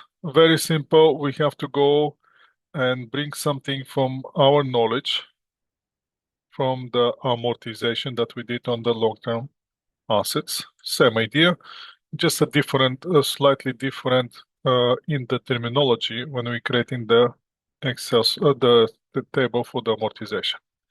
Again, obviously, we're going to have the periods.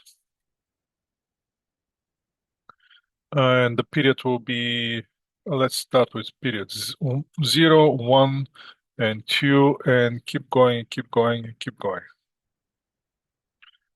We need 10 periods. That will be the first. Second, we're gonna need, obviously, that will be our beginning balance. Then we're gonna need payment. Then we're gonna need another column, which is gonna be called, I'm gonna copy this, actually gonna cut them from here, move them here, and then we're gonna have interest expense.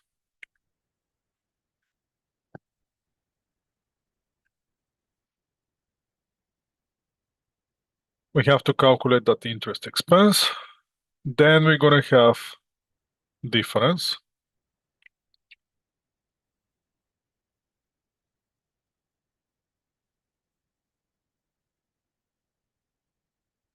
And then we're gonna have here discount.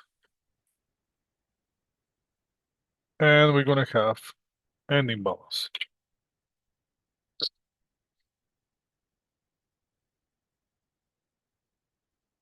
And those will be our columns.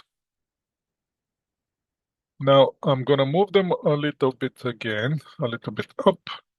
And I'm gonna put here the interest expense. Interest expense, for the interest expense, we're gonna use the interest rate, but we're gonna use the exactly the same interest rate which we're using to calculate the present value. This is very important for you. For the interest, in order to calculate the expense, we have to use the interest percentage, the percentage which we're using, the same percentage that we're using to calculate the present value of the bonds. So I'm gonna directly get it from right here. And I'm gonna highlight it in the same color so we know from where that's coming from. And now we can start adding the information. On the first 0 period is the one that we actually issuing the bonds. We're getting the cash. So what we're gonna have on that point, we're gonna have discount, which is equal to this amount. Then we're gonna have ending balance, which is gonna be equal to the present value of the bonds. And the total amount of those two, let's make it all to be the numbers with the 2, with the separation and no zeros. We don't need zeros in this case. And here we can do one calculation, total. And our total here always have to be equal to the stated value of the bonds or the mature value of the bonds, which always gonna be $1,000. That's our objective here. Whatever we're doing, whatever we're calculating the discount and the ending balance, always the total has to be equal to 1 million. And now we can start plugging the number. The first period, the beginning balance will be the ending balance of the previous period. Payment, how much payment we have to do? Payment, that will be, let's put it here. Move this one here, make it more specific. That will be interest payment. Do I know my interest payment every period? Yes. How much is it? 25,000. How this gonna change? How the interest payment's gonna change? Is it gonna change? No. No. No. And we're gonna pay that interest all the way to the end. So I can easily flip that 25,000 all the way to the end. That's never gonna change.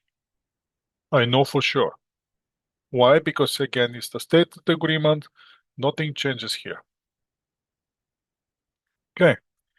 Interest expense. Interest expense, for the interest expense, we're gonna use the effective interest rate, which we're using to calculate the present value. And we're gonna calculate the interest on the amount outstanding, which is this one. This amount time the interest rate, effective interest rate, and I'm gonna log this cell, and that will be my interest expense. Now what we can see is the interest expense is more than the interest payment. So in that case, I'm gonna get the difference, 28, the interest expense minus the interest payment. It's gonna give me the difference. What I'm gonna do with this difference? With that difference, I'm gonna start decreasing my discount. So the amount of the discount will be the beginning balance minus the difference. And where that difference gonna go? That difference gonna go to increase the ending balance of the bonds. That will be the bonds payable. And we can put here ending balance.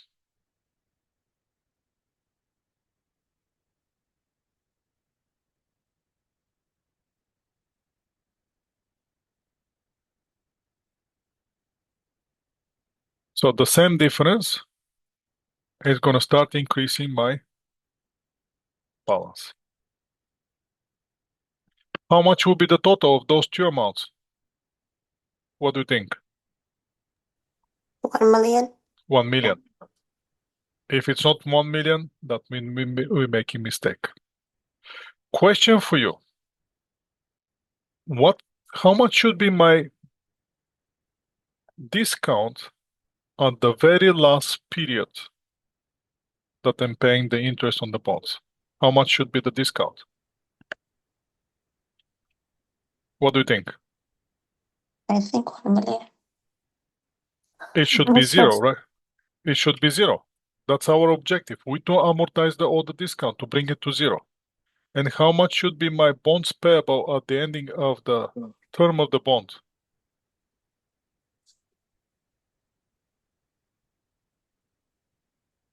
What do you think? How much I have to pay back at the end of the life of the bond? 1 million? 1 million. Do we know this before even start our schedule? Do we know this information before even start our schedule? Yes. Yes. We already know that we have to amortize the discount, bring it to zero. We know that the bonds payable has to be 1 million. Do I know how much will be my total difference here? When I get the total difference, how much should be? 0. No, it should be the discount, The discount amount. right? Mm-hmm. The discount have to come here. Make sense? So the funny part is that I know this information before even start the schedule. So let's keep going now. Second period, what I'm gonna do? My beginning balance is the ending balance. Then I'm gonna calculate the interest the same way I calculate the interest periods. Then I'm gonna get the difference. What I'm gonna do with that difference? I'm gonna reduce my discount. And also I'm gonna increase the value of the bonds. How much will be the discount in the bonds? 1 million again. 1 million again. Let's see if that's the 1 million. 1 million. Now, obviously, the second one work. So what I can do now, I'm gonna get those cells and just gonna drag them down. And I'm gonna grab those one and gonna drag them down. And I'm gonna grab this one and gonna grab them down. Now the question is, Did I get what I wanted? I wanted this one to be 0. Is it 0? Yes. I wanted this one to be 1 million. Is it 1 million? Yes. Yeah. I wanted this one to be entire amount to be exactly like a discount. Is it what I wanted? Yes. Yes. Well, we done our schedule.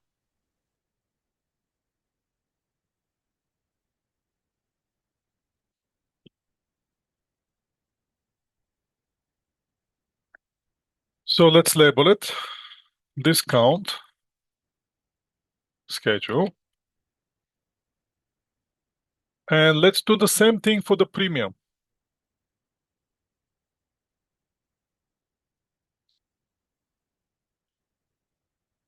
And let's label it premium schedule. Now, in order to make its premium schedule, obviously we have to do some adjustments. But before I start doing the adjustments, I'm going to erase all those information. And I'm going to erase this one. And we're going to start from the very, very, very beginning. How can I make a premium? What do we have to change?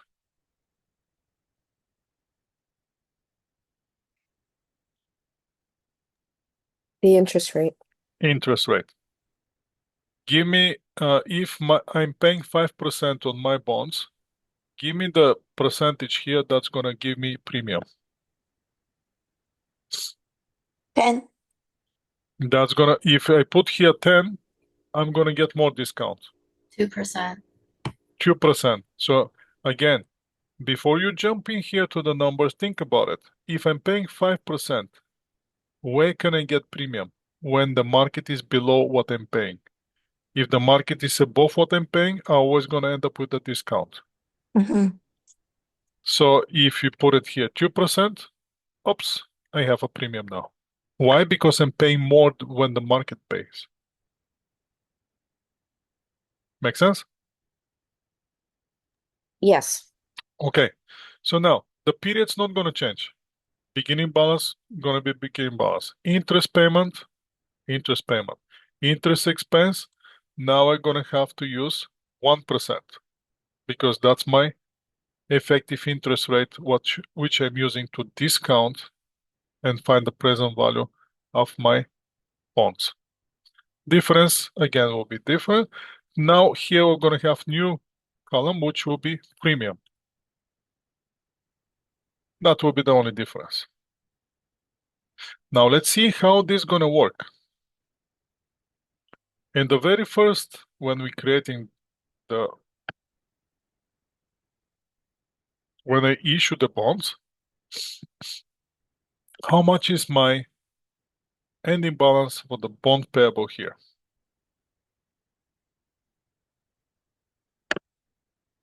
My ending balance is the money that I get, correct? This is my ending balance. How much is my premium? 142,070. So now I have to make adjustments in my total. What will be the adjustment that I have to make? How can I get 1 million out of those two amounts? I have to get the ending balance minus the premium is going to give me $1 million. And that will be my checkpoint.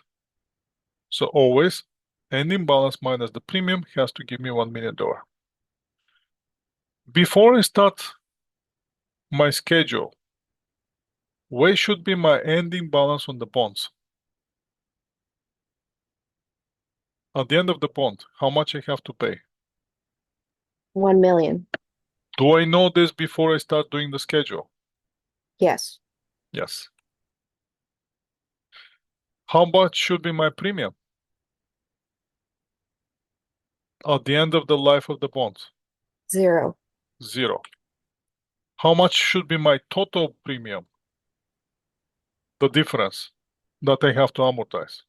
Well, exactly the same amount as a premium, right? Yeah. That's why we're doing this schedule, to make sure that we're gonna get this amount.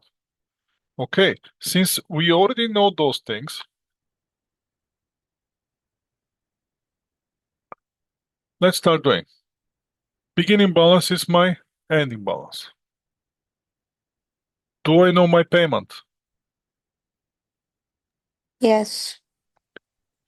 How much is it? 25. 25. How this 25 is going to change period after period? Is it going to change? No. No. So I can easily drag it all the way to the down. That's not going to change. Interest expense. It will be based on the balance. Which balance? Beginning balance. Time, interest rate, F4. And that's how much will be my interest expense. So what's the interesting here now? My interest expense is less than the interest payment. So the difference is going to come now between the payment minus the interest expense. What should I do with the difference? I have Premium minus the difference. premium minus the difference. And how should I use this difference on the ending balance of the bonds? What's my Uh, bond payable minus the premium. minus the premium? Minus the not the minus the premium, minus the difference. Yeah. And that's how I'm going to get 1 million. Okay. Make sense? Yeah. So let's do the second period. Second period, beginning Is the balance is the ending 1 balance. million. Yeah. Then we're going to drag the interest. Then we're going to find the difference. Then with the difference, we're going to deduct the premium first. And then we're going to deduct the balance of the bonds. So once we see this one work, I can easily drag all the cells all the way to down. And grab those one and drag that all the way to the end. Once I do that, did I get what I wanted? Yeah. My ending balance on the bonds is 1 million. I bring the premium all the way to 0. I flip all the difference, all the premium as a difference over the period of the bonds. And my total balance is always 1 million.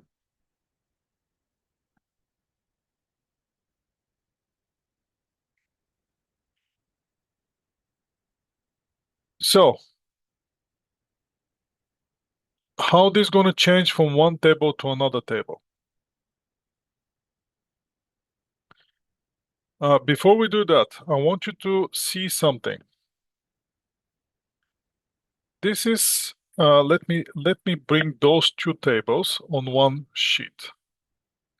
I'm going to copy this. I'm going to open here this one, and I'm going to paste it as a numbers, only as a numbers. And let's make it a little bit bigger so you can see it.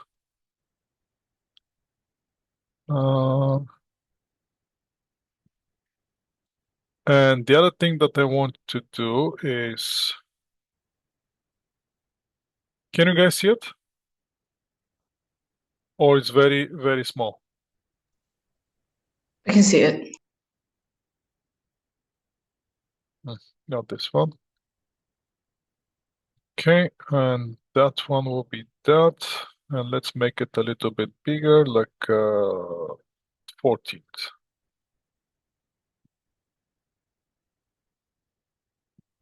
Can you still see it? Yes.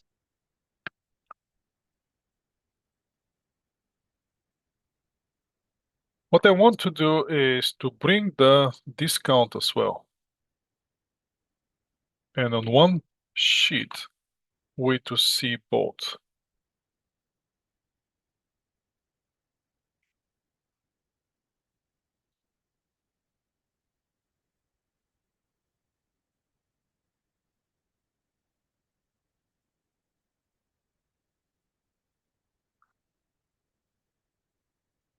This is our calculation for the premium. And this is our calculation for the discount. Can you guys see it? Yes. Okay. What's the interesting here if we have to observe it? When we have a discount, we're getting less cash. And over the life of the bond, we're increasing the balance until we reach the amount of the bonds payable. When we have a premium, we're getting more cash than the value of the bond. And over the life of the bond, we're decreasing the balance to bring the value to the balance of the bonds to 1 million. The discount slowly amortize. Premium, same thing. Slowly going down. Interest expense, where the interest expense is more than the payment. When we have a premium or when I have a discount. Discount. When I have a discount, my interest expense is more than the interest payment. When I have a premium,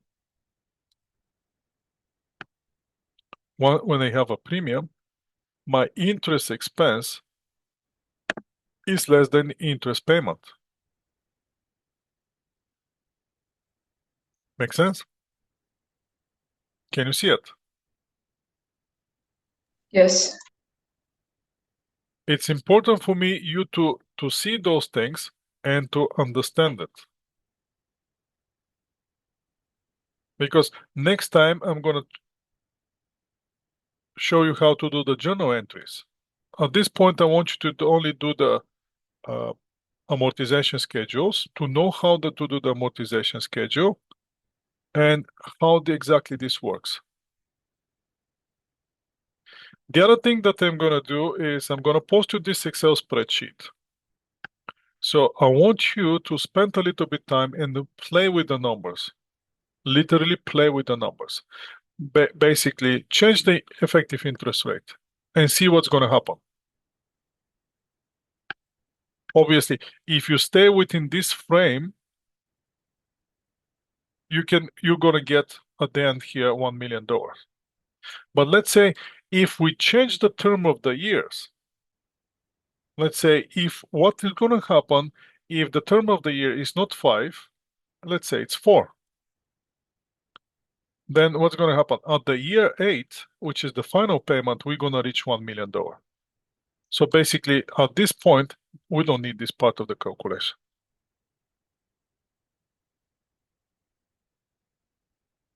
Make sense? Yes. The other thing that I want you to play with is this.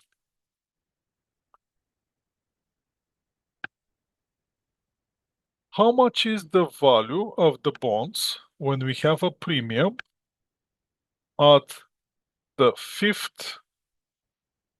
after the 5th payment period?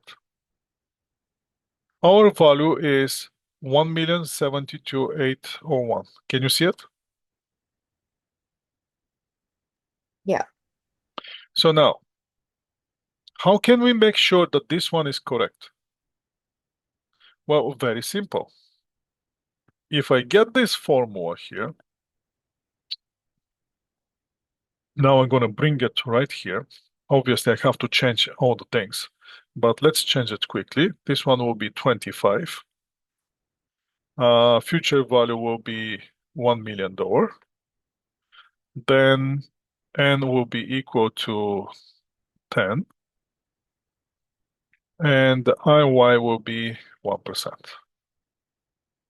I'm getting the same numbers. Can you see it? Yes. So I don't need this calculation at this point. Now, at this point, if I'm at this point of time, how many periods I have to the end of the bond's life? I have 5. 1, 2, 3, for 5. Make sense? So in that case, n here for me is not 10, it's 5. Everything else is the same. So if I change here to 5, I should naturally get the same number like this one. Let's see if that's going to happen. If I put here 5, am I getting the same number? Yeah. If I put here 4, which number I'm going to get? The next one. Make sense? Yeah. Let's see, 4, I'm getting the next number. If I put here 2, I'm going to get the next number, which respond to the 2 periods before the end of the bonds. Make sense? So those numbers here are not a random number. You can easily come up with the calculation from the using the present value, which should be exactly the same like this number here. So all this calculation that we're making is linked. That's another thing that I want you to understand. And once you, how can I say, once you see through this calculation, and once you understand how to calculate the premium and discount in the bonds, you're never going to have problems with this. Trust me on this. That's why I prefer to spend a little bit more time right now to explain the bonds and to explain how this calculation works, how these schedules works. So once you see it through, after that it's so easy. That's why I'm gonna stop. So now what I'm gonna do is I'm gonna label those worksheets here. That will be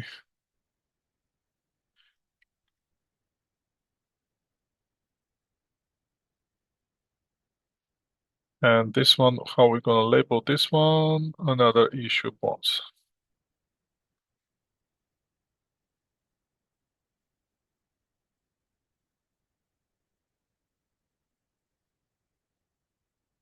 And I'm gonna save this Excel spreadsheet and I'm gonna give it to you.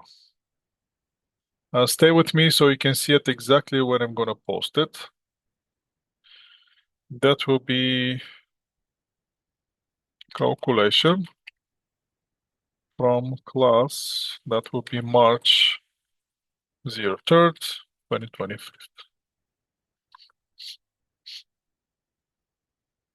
And let me stop this sharing and let's go and show you where exactly I'm gonna post it.